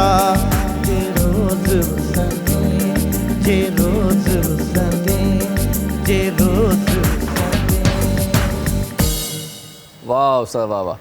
हूँ माफ़ न कयूं आहे पर तूं जेको चयो न वास्ते ख़ुदा जे माफ़ कर, उहो असां वरी हाणे तोखे माफ़ कयोसीं। अच्छा लास्ट वारो अंतरो रहिजी वियो। अफ़ज़ल सोलंकी साहिबु असांजे सिंध जो तमामु बहितरीनु शाइर। बिल्कुलु बिल्कुलु नहीं ॾाढो सुठो मां लिखंदो। सम्झां थो त अवामी शाइरनि में जीअं उस्ताद बुखारी जी हिकिड़ी पंहिंजी लेवल आहे, उन खां पोइ अगरि अनवर कमराणी साहिब जी ॻाल्हि कयूं, सही सही पर अहिड़ा कलाम सुठा कलाम आहिनि। हा न ऐं जेतिरी घणी मिक़दार में जेके फ़नकार शाइरनि जेके गाना ॻायल आहिनि त अफ़ज़ल सोलंकी साहिबु उन्हनि शाइरनि मां आहे। सही सही सही सही पोइ जे रोज़ रुसंदे मेणा मिलंदा, ओड़े पाड़े वारा माण्हू तोता मूता खणंदा। हाणे वरी ॿियो ट्रेंड आहे, चईंदे रुठो भलो आहे, परचण खां पोइ साह ईंदो, कख जो थोरो कंदो वरी वतंदो ॻाईंदो, इन करे रुठो भलो आहे। पाण नंढो ब्रेक वठूं पोइ कचहरी कयूं था। नंढी साई वठूं था। नाज़रीन असां सां गॾु रहिजो, ॾिसंदा रहिजो सलाम सिंध।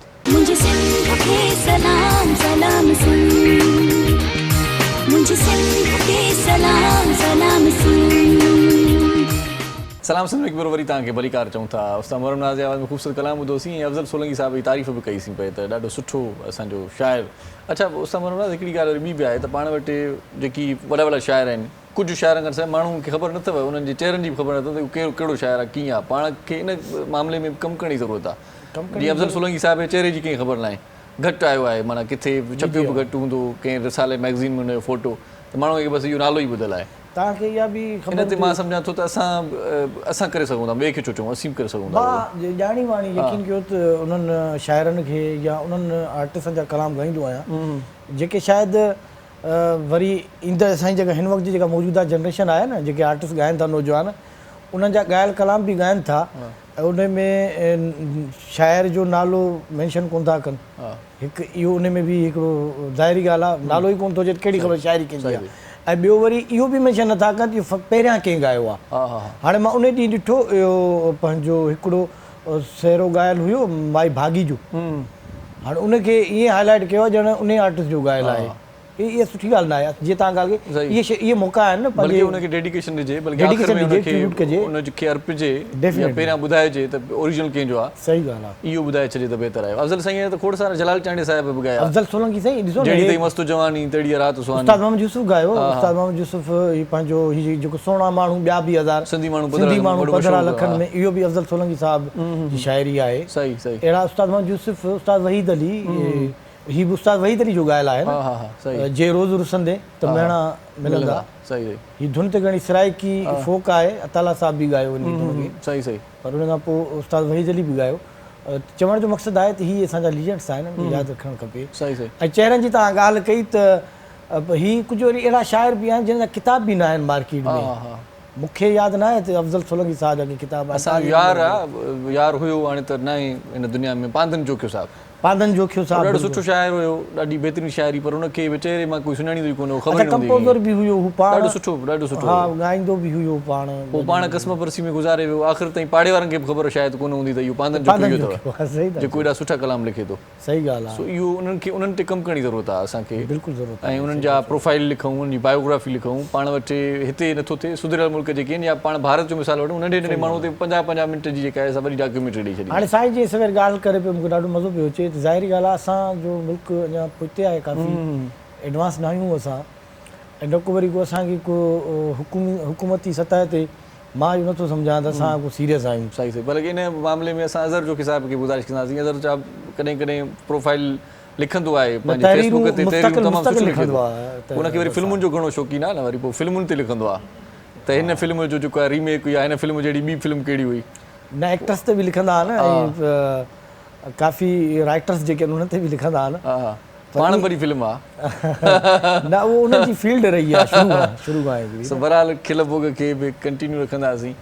ऐं इमरान अहमद ख़ान साहिब सां गॾु आहे बैरिस्टर। साईं इहो मूंखे ॿुधायो त पाण जीअं तव्हां यूके में रहिया आहियो त उतां जो नौजवान ऐं हितां जो नौजवान, हितां जो नौजवान मायूस पियो रहे थो, हिकु त जॉब अपॉर्चुनिटीज़ पिन आहिनि, ऐं ॿियो इहो बि गॾो गॾु ॿुधाईंदा हलो त जेकॾहिं LLB में अचे करे वकालत में अचे त उनजो छा स्कोप आहे ऐं कीअं कजे, LLB खां पोइ वरी कहिड़ा मरला हूंदा आहिनि, तरीक़ेकार थोरो वाज़े कयो।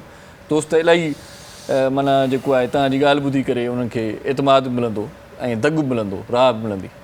साईं ॾिसो, ही जेके बि असांजी फील्ड्स आहिनि, डॉक्टरी हुजे, इंजीनियरिंग हुजे या जेके बि फील्ड्स आहिनि, मुल्क जा सतून आहिनि, पर मां सम्झां थो त वकालत जेको प्रोफेशन आहे उहो बैकबोन आहे असांजे मुल्क जो।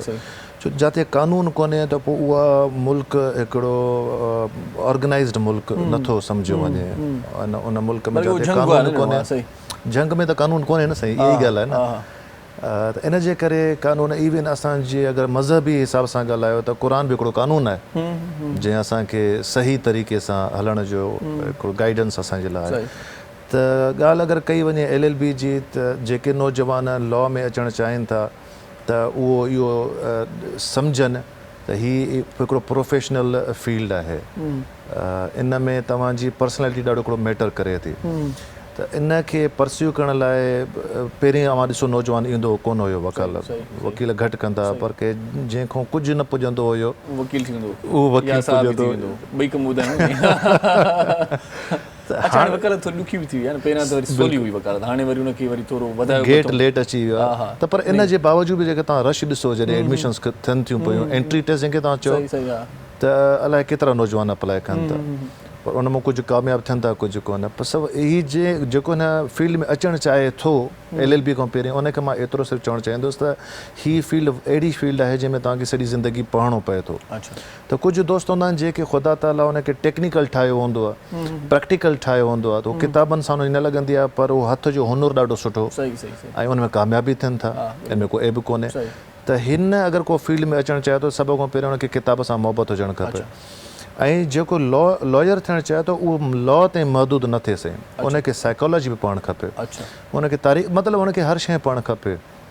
लॉयर जो कमु आहे पढ़ाई करणु, त उहो इहे सभु शयूं उनखे दिमाग़ में रखी उनखां पोइ अप्लाई करणु खपे। ऐं लॉ बेसिकली असां ॾे छा आहे, अवां UK जो बि कंपेरिज़न कयो, असां ॾे तमामु, मां खे ख़बर हाणे पई त तव्हां बि लॉयर आहियो, तव्हां ॾिसो त LLB माण्हू हिते जेको करे थो, त उहो पार्ट टाइम जॉब कोन थो करे, फुल टाइम स्टडी करे थो। ऐं उनखां पोइ जॾहिं LLB जी कंप्लीशन थिए थी पई, पोइ हिते तव्हांखे ख़बर आहे तरीक़ेकार पिपलेज ॻोल्हे थो, पोइ ट्रेनिंग शुरू थिए थी, ईअं ई आहे।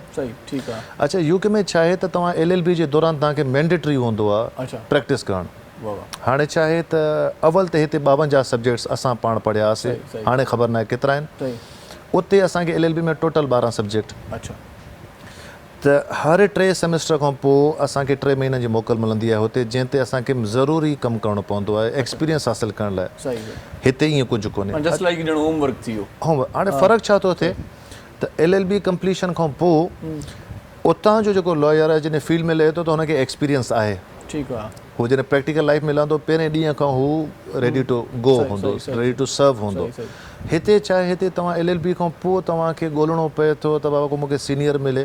साल ज़ाया थियनि न, हिकु त LLB में पाण 3, 4, 5 साल थी विया मूंखे, ईअं ई आहे न, ख़बर पई आहे त 5 साल उहे वरी उनखां पोइ वरी प्रैक्टिस में लॻंदो आहे, वरी साईं जेको सीनियर वकील आहे 4-5 साल सिखु पुट, 4-5 साल वरी माना 10 साल इहे बि तबाह थी आहे, ईअं ई आहे। त हू माना कंटिन्यू पढ़ाई सां गॾो गॾु प्रैक्टिस में रहंदा। अच्छा, हाणे अगरि अवां LLB जे दौरान अगरि तव्हांखे एक्सपीरियंस हुजे, हिकिड़ी ॻाल्हि त जीअं तव्हांजी LLB कंप्लीशन थी थिए, तव्हांखे ड्राफ्टिंग अची वञे या तव्हांखे प्रेज़ेंटेशन अची वञे, तव्हां डायरेक्ट क्लाइंट खे एडवाइस ॾेई सघो। त इहा हिकिड़ी शइ आहे त जेके दोस्त असांजा LLB कनि था या सुभाणे खां पोइ LLB करणु चाहिनि था, त उन्हनि खे इहो एडवाइस आहे त LLB जे दौरान कंहिं सीनियर सां लॻी वञनि, त जीअं LLB कंप्लीट थिए त हुननि खे एतिरो एक्सपीरियंस। अच्छा, उनखां पोइ हीअ जेके बि असांजा लॉट आहिनि, रिसेंटली मुंहिंजो हिकिड़ो चकर लॻो तव्हांजे एरिया में, उते काफ़ी तव्हांजा जेके ख़ैरपुर मीरज़ जा असांजा दोस्त हुआ, नौजवान हुआ, उहे आया हुआसीं। तक़रीबन सुठी राति 1-2 बजे ताईं कचहरी थी असांजी। पुछणु इहो चाहिनि पिया, अवल त स्कॉलरशिप खां पोइ त असां LLM कयूं, असां बार कयूं, पैरालीगल जो कोर्स कयूं या सोलिसिटर थियूं। त इहे शयूं असांखे अगरि LLB जे स्टूडेंट खे पहिरीं खां ख़बर हूंदी त हू घटि में घटि पंहिंजो हिकिड़ो फ्यूचर दग वठंदो।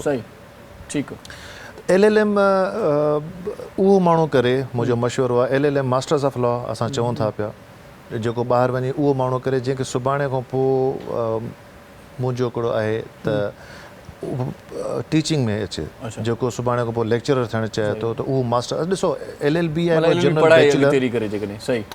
LLM आहे मास्टर्स जो कोर्स उन में तव्हांखे का हिकु फील्ड चूज़ करणी पवंदी आहे उन में तव्हांखे मास्टर्स करणी पवंदी आहे त जेकर हू सुभाणे खां पढ़ाइणु चाहे थो त पोइ इन फील्ड में अचे पर सुभाणे खां अगरि हू प्रैक्टिस करणु चाहे थो त मां हुनखे चवंदुसि हू LLB खां पोइ हिते ई लॻी वञे हिन मुल्क में छो त हीअ 2 साल वञा वधीक ज़ाया थींदा त इवेंचुअली तव्हांजो जेको टैलेंट आहे तव्हां में अंदरि उहो मैटर करे थो उहो इनरिच केतिरो आहे उहो फ़र्क़ु पए थो सुभाणे तव्हां प्रैक्टिकल लाइफ में अचो था तव्हांखे कानून जी केतिरी ख़बर आहे तव्हां केतिरो ॼाणियो था तव्हां में केतिरो एतमाद आहे उहो मैटर करे थो बाक़ी तव्हां ॿाहिरों साईं तव्हां 4-5 डिग्रियूं करे अचो हिते टैलेंट आहे कोन हिते तव्हांखे एक्सपीरियंस आहे कोन तव्हांजी डिग्रियूं कंहिं कम जूं कोन हूंदियूं त इन करे अगरि को हिते प्रैक्टिस करणु चाहे थो त हू हिते रहे बहितर आहे हिते कंहिं सुठे सीनियर वटि अचे मूंसां राब्तो करे मां हुनखे हेल्प करण जी कोशिशि कंदुसि हिते अची ऐं हिते जेतिरी हुन खां थी सघे थी 2 सालनि में 3 में 4 में हू मैक्सिमम प्रैक्टिस करे अच्छा भला इहो कहिड़ो सबबु आहे त असां वटि खोड़ सारा दोस्त पास आउट कनि था LLB पढ़ी वञनि था पर प्रैक्टिस में नथा अचनि पोइ गुम था थी वञनि अक्सर तव्हां ॾिसंदा हूंदो बार में बि घटि में घटि इलाही माना मेंबर हूंदा पर नज़र न ईंदा इहो माना काॾे गुम था थी वञनि जंहिं महिल पढ़ाईअ जो रुझान थिए थो एग्ज़ाम्स थियनि था त माना हज़ार ई तादाद में ॾिसूं था उहे पोइ सुठा वकील असांजे मास्टर खे उहा बि ज़रूरत आहे बिल्कुलु गाइब काॾे था थी वञनि इहे छो हेॾे मज़ो न आहे छा आहे वरी ॿी फील्ड मज़े जी कोन्हे हीअ लॉ अव्हांखे टेस्ट करे थी तव्हांजे पोटेंशियल खे उहो टेस्ट करे थी तव्हांजे सब्र खे उहो टेस्ट करे थी तव्हांजे टैलेंट मतिलबु हर शइ खे हीअ फील्ड तव्हांजी टेस्ट अव्हां में सब्र कोन्हे तव्हां लॉयर नथा थी सघो हाणे ॾिसो अव्हां ॻाल्हि कई त LLB खां पोइ तव्हांखे हेतिरनि सालनि जो वेट करिणो थो पए जेसिताईं एक्सपीरियंस मिले हाणे ॾिसो हिकिड़ो माण्हू अगरि हिकिड़ो फैमिली वारो माण्हू आहे उनजी इनकम कोन्हे का त हू त ज़ाहिरी ॻाल्हि आहे इनकम जी तलाश में वेंदो पर जेको हिकिड़ो वेल सेटल्ड माण्हू आहे उहो उन में वरी पोइ ओतिरो बर्दाश्त करण जी कुवत हूंदी पुठि बेग सुठो अथसि त पोइ उहो पढ़ी वञे थो या प्रैक्टिस में अची वञे थो ज़ाहिर आहे कुल्हे ते ॿार हूंदा त उहो चवंदो हाणे वकील सीनियर वटि हुजां छा मिलंदो फ़िलहालु कमु कयां यकीनन इहो ई रीज़न आहे मां सम्झां थो इहो ई रीज़न आहे ऐं ॿी ॻाल्हि इहा आहे त सीनियर्स कुझु असांजे दोस्तनि खे बि सुठा न मिलिया मां जीअं चवां थो त हीअ असांजी फील्ड आहे फील्ड ऑफ लॉर्ड्स असांजे UK में चवंदा आहिनि फील्ड ऑफ लॉर्ड्स आहे हीअ तमामु हिकिड़ी प्रोफेशनल हिकु सोसाइटी खे खणण वारी पर अहिड़ा नौजवान जेके अची हिन हेड़ी सॼी स्ट्रगल खां पोइ अगरि फील्ड में अचनि था ऐं सीनियर हुनखे सुभाणे को किताब खणाए सिर्फ़ु त किताब खणी वञे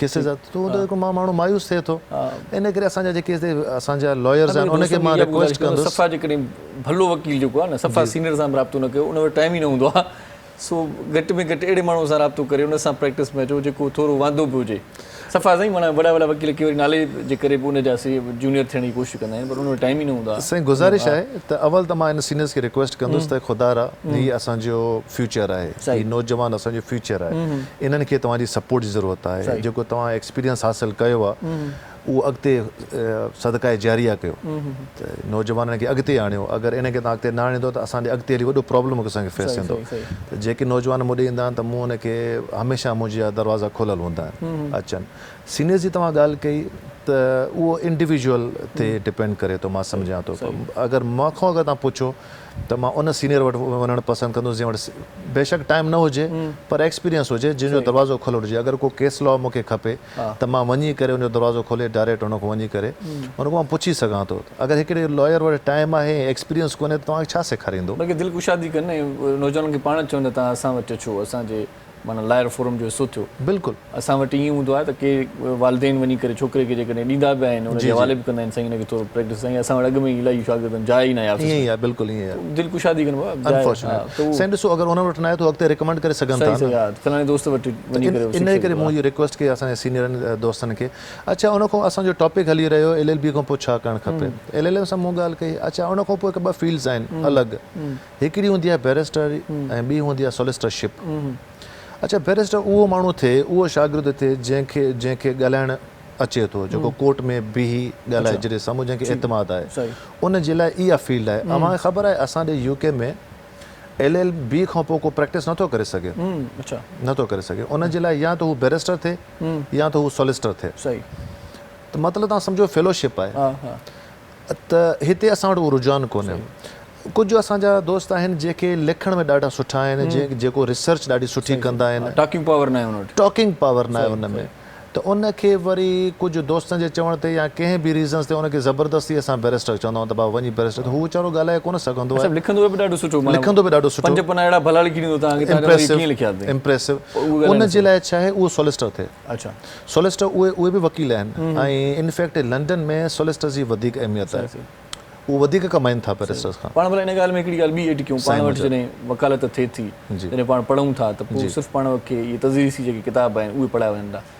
उते ई जेकॾहिं इहा प्रैक्टिस कोर्ट वारी बि कराई वञे, बाक़ाइदा जीअं जरह थींदी आहे, जीअं जज वेहे, को बि जेकॾहिं स्टूडेंट खे भाई हीउ केस आहे इहो तूं विड़ी ॾेखार, उहो सॼो उते ई जीअं पाण प्रैक्टिकली उहो बि सेगमेंट हुजे या उहो क्लास बि हुजे, त पाण बहितर न आहे त कंहिं वकील सीनियर खां बची वेंदासीं, अॻु में ई प्रैक्टिस में अची वेंदासीं। साईं थींदो आहे। हा, हिते जीअं यूनिवर्सिटी में मूं LLB कई आहे, उते असांखे मॉक ट्रायल चवंदा आहियूं। अच्छा, उहो थींदा। अच्छा, असांजा पंहिंजा जज वेहंदा, पंहिंजा दोस्त असांजा वकील वेहंदा। सही सही, इहो त सुठो मिला, त पोइ इन वारे सां सिखी वेंदा, सिखंदा। घणे भाङे यूनिवर्सिटी में सिर्फ़ु पढ़ायो वञे थो, पढ़ पढ़ां बसि इहो ई कमु ईअं ई आहे। ऐं पंहिंजो मॉक ट्रायल हिकिड़ो न थियणु खपे, मां सम्झां थो हफ़्ते में हिकिड़ो थियणु खपे, त जीअं महीने में 4, त जीअं उहो नौजवान खे वधीक स्टेप बाय स्टेप उनखे ट्रायल कीअं थो शुरू थिए, एविडेंस कीअं था रिकॉर्ड थियनि वग़ैरह वग़ैरह। त ॻाल्हि करे रहियासीं सॉलिसिटरशिप जी, त उते जेको माण्हू लिखण में ॾाढो सुठो आहे, रिसर्च में ॾाढो सुठो आहे, उहो सॉलिसिटर थिए।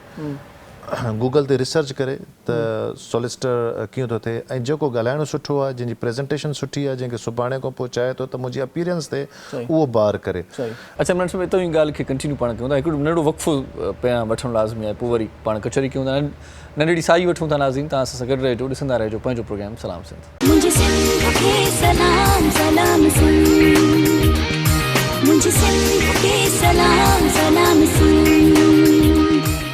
सलाम सिंध में हिकु वरी तव्हांखे भलीकार चऊं था। इमरान अहमद ख़ान अबड़ो साहिब बैरिस्टर असां सां गॾु आहे। LLB जा जेकी दोस्त जेकॾहिं हिन वक़्तु प्रैक्टिस में आहिनि या पढ़नि पिया, उन्हनि जे लाइ बि काराइतो प्रोग्राम आहे। जेकी LLB करणु चाहिनि था, उन्हनि जे लाइ बहितरीनु प्रोग्राम आहे। सो उहे ज़रूरु ॾिसनि, ऐं वालिदेन बि ॾिसनि जेकी चाहिनि था त उन्हनि जा जेकी फ़र्ज़ंद आहिनि, उन्हनि जा पुट या ख़ासि तौर ते असांजूं वधियूं बि अची सघनि थियूं हिन फील्ड में। छा चवणु चाहींदो, असां वटि पाण वटि पाकिस्तान में छोकिरियुनि जो तइदादु घटि आहे वकालत में, उन्हनि खे बि अचणु घुरिजे। ॾाढो सुठो हिकिड़ो प्लेटफॉर्म आहे, सुठो मौक़ो आहे। छा चवणु चाहींदो हिन वारे सां? आउं त ॾिसां थो रुॻो छोकिरा ई छोकिरा आहिनि घणा, पाण वटि सिंधी दोस्त घटि में घटि इन पासे ध्यानु ॾियनि, पंहिंजे नियाणियुनि खे इन पासे पाणे। इम्प्रूवमेंट वरी उहा ई ॻाल्हि कंदुसि मां, त माना LLB करे पोइ वरी गुम थी वञनि, माना या कंहिंजी शादी थी वञे या कंहिंखे वरी इजाज़त नथी मिले, मसइला इलाही आहिनि पाण वटि। मसइला त आहिनि। साईं ॾिसो, इम्प्रूवमेंट जे लाइ असां सभिनी खे पंहिंजो किरदारु अदा करणु खपे। जंहिं जॻह ते मां या जंहिं जॻह ते तव्हां आहियो, अव्हांखे बि खपे त तव्हां पंहिंजो इन जंहिं पोज़ीशन ते उन सां इंसाफ़ कयो, ऐं मीडिया ते अहिड़े क़िस्म जी कवरेज ॾेखारियो नौजवान खे, तव्हां एतिरो मोटिवेट कयो, एतिरी इंफॉर्मेशन ॾेई। असां बि कोशिशि कंदासीं। पर अव्हां जीअं ॻाल्हि कई त असांजे LLB खां पोइ काफ़ी हिकअप्स आहिनि की नियाणियुनि जे लाइ कुझु घणा ई आहिनि। कंहिंसां प्रैक्टिस करणी आहे, इनकम घटि आहे, कम्युनिकेशन जा वॾा प्रॉब्लम्स आहिनि, लर्निंग डिफिकल्टीज़ आहिनि, पोइ उहो अपसेट थी था वञनि। पोइ उहो या त हू घर में वेही करे पंहिंजो घरु हलाइनि थियूं, या त सुभाणे खां पोइ हू वरी कोशिशि कनि थियूं त पंहिंजी फील्ड चेंज कई वञे। हालांकि हिन फील्ड में ॾाढो सुठो स्कोप आहे, उनजे लाइ उहो साॻी ॻाल्हियूं त असांखे पंहिंजो रोल प्ले करणु खपे। अचनि मुस्तक़िल तौर ते, या वरी LLB ते पंहिंजो टाइम ज़ाया न कनि, ॿियो को कमु कनि त बहितर आहे। 5-8 साल जेकॾहिं पढ़नि था त उन खां पोइ अची वञनि त बहितर आहे हिन फील्ड में। साईं, कंसिस्टेंसी लाज़मी आहे। जीअं तव्हां ॻाल्हि कयो असांजी फीमेल्स स्टूडेंट्स जी, त तइदाद त आहे, लाड़काणे में मूं ॾिठी सुठी तइदाद आहे, पर ॻाल्हि अचे थी उनखे प्रॉपर गाइडेंस जी, तवजा जी, हिकु हिकु ॿार ते तवजा ॾियणु खपे। मुंहिंजो जेको एक्सपीरियंस आहे लंडन जे टीचिंग जो, उहो त हिकिड़ी दुनिया ई ॿी आहे, पर हिते वरी टीचिंग हिकिड़ी ॿिए हिसाब सां कराई थी वञे। हिते बसि इहो करायो थो वञे त तव्हांखे हिकिड़ो सिलेबस ॾिनो वञे थो, तव्हांखे इहो पूरो कराइणो आहे हिन सेमेस्टर में, पोइ जीअं वणे तव्हां तीअं करायो। त ईअं न आहे, टीचिंग बि हिकु ॾाढो रेस्पेक्टेबल शोबो आहे, मुंहिंजो फेवरेट शोबो आहे। असां वटि उस्ताद इहो चवंदा आहिनि, गाइड खोलियो ऐं हिन पेरा खां वठी हिन पेरा ताईं हिन सवाल जो जवाबु अथव, पाण पढ़ियो हाणे। बिल्कुलु आहे, बिल्कुलु आहे, विच इज़ वेरी अनफॉर्चुनेट।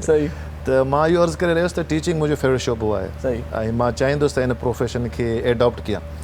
सो ॻाल्हि इहा आहे त उन्हनि खे तव्हां प्रॉपर गाइडेंस ॾियो, उनखे तव्हां प्रॉपर पढ़ायो।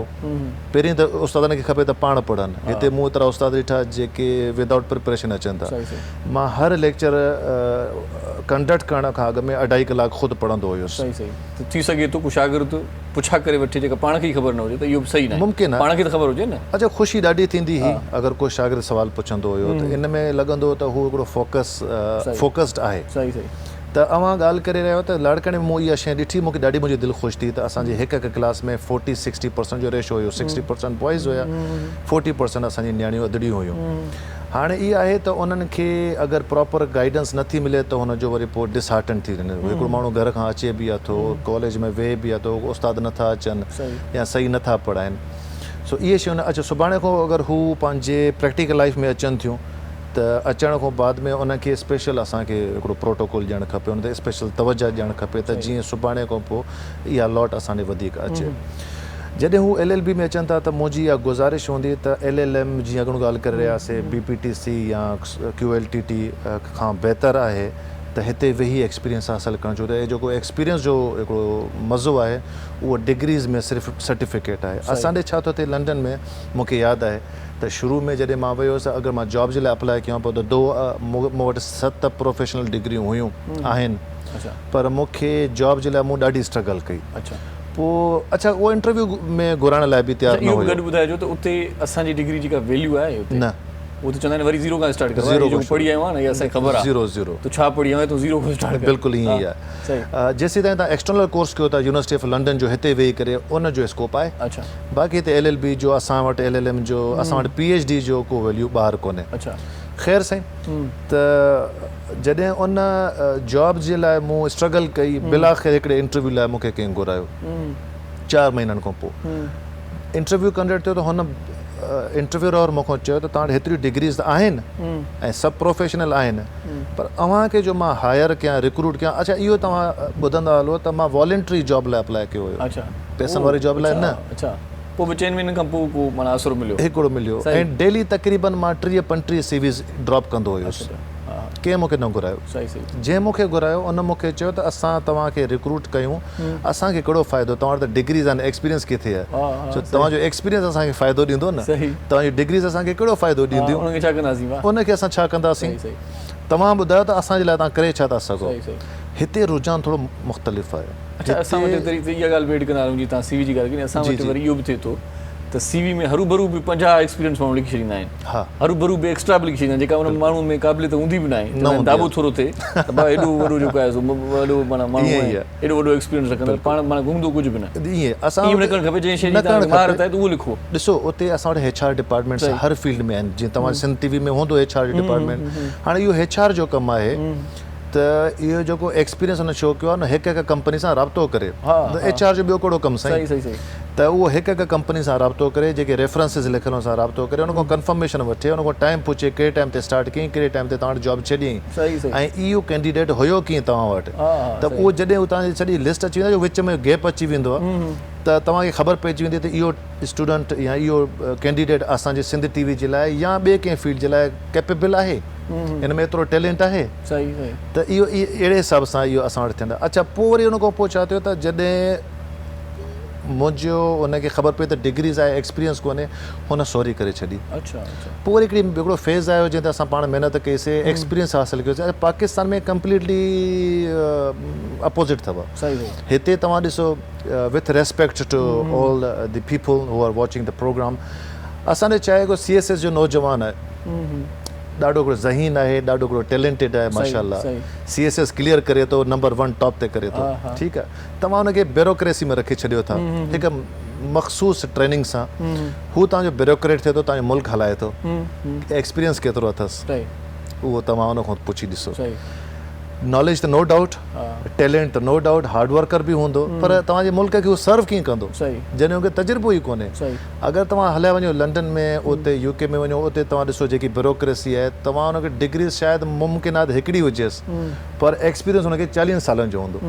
त उहो जंहिं डिपार्टमेंट में आहे उहो हुनखे केतिरो स्मूथली हलाए थो, केतिरो ज़बरदस्त तरीक़े। अच्छा छो असां वटि डिपार्टमेंट्स फेल आहिनि, इहो मां अव्हां खां सुवालु पुछां थो। त असांजे टैलेंट त तमामु घणो आहे सिंध धरती में, असां वटि त माशाल्लाह एक्सपीरियंस अचानक जेकी असांखे माना मिली वेंदियूं आहिनि शयूं, त पोइ अक्सर ईअं थींदो आहे, भंड कंदा आहियूं न, पोइ छो ख़बर ई न हूंदी पाण खे कंहिं तव्हांखे एक्सपीरियंस कोन्हे। त मतिलबु इहो आहे त ॻाल्हि हले पई LLB जी, त गुज़ारिश आहे असां नौजवाननि खे जेके LLB कनि था त हू एक्सपीरियंस हासिलु कनि। सही। तव्हां जेको फोकस कयो था पंहिंजो मार्कूं खणण ते, जेतिरो तव्हां फोकस कयो त मां फर्स्ट पोजीशन खणा, तव्हां वारी ॻाल्हि जेकी ब्रेक में पाण कईसीं, प्रैक्टिकल लाइफ में अचो था कुझु कोन्हे पर आयो नंबर 1 गोल्ड मेडलिस्ट, त उहो अव्हांखे फ्यूचर में को फ़ाइदो न ॾींदो। सही सही। बहितर आहे त तव्हां प्रैक्टिस हासिलु कयो, सही। बहितर आहे तव्हांजी ड्राफ्टिंग सुठी हुजे ऐं प्रैक्टिकल लाइफ में तव्हां ज़बरदस्त, बेशक तव्हां सिर्फ़ु पास ई कई हुजे LLB, सुठी ॻाल्हि आहे, पढ़िजे। ॿी ॻाल्हि इहा आहे साईं, जेको असांजो कोर्स आहे हिते LLB जो, प्रैक्टिकल लाइफ में हुनजो को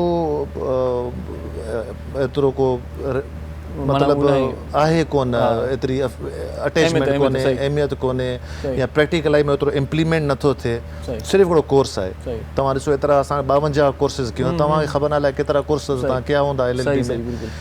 त मतिलबु हीअ आहे त जॾहिं तव्हां बेशक पढ़ाई कयो, स्पेसिफिक रिलीफ एक्ट आहे, CPC आहे, PPC आहे, CRPC आहे, कॉन्स्टिट्यूशन पढ़ो, सुठो पढ़ो, पर कोशिशि कयो एक्सपीरियंस हासिलु। असां वटि रुॻो PPP आहे, असां वटि मसइलो इहो आहे, आख़िर को मैसेज ॾींदो अथई।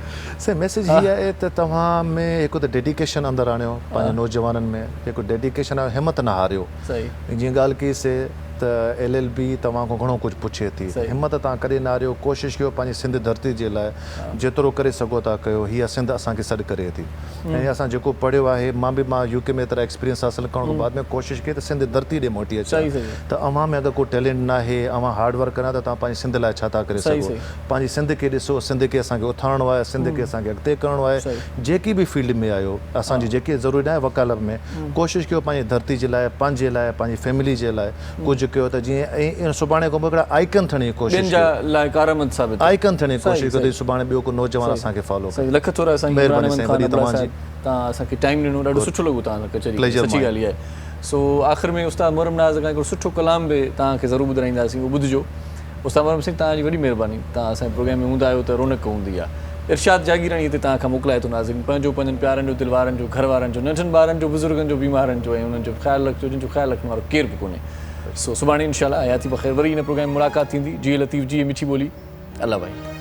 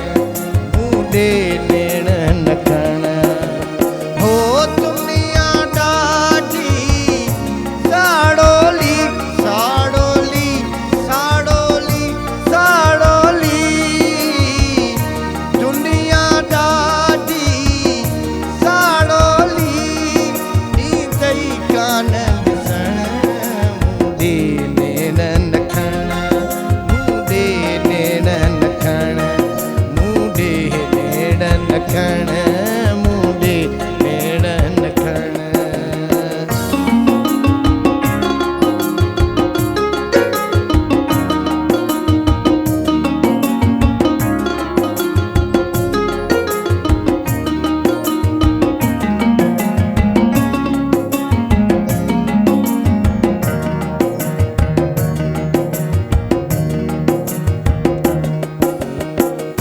सूरत तुंहिंजी ॾाढी सुठी आहे मोहबत तुंहिंजी यार मिठी आहे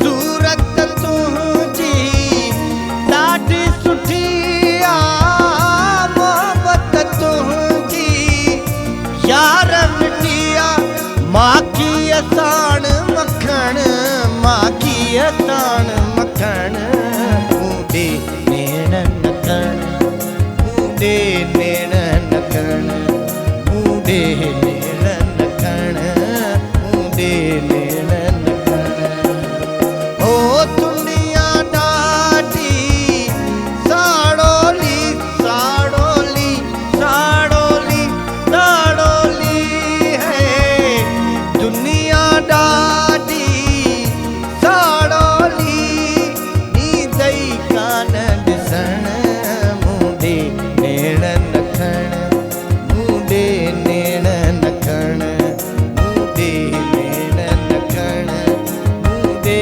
नेण नखण मुंडे नेण नखण मुंडे नेण नखण मुझे सिंध के सलाम सलाम सिंध मुझे सिंध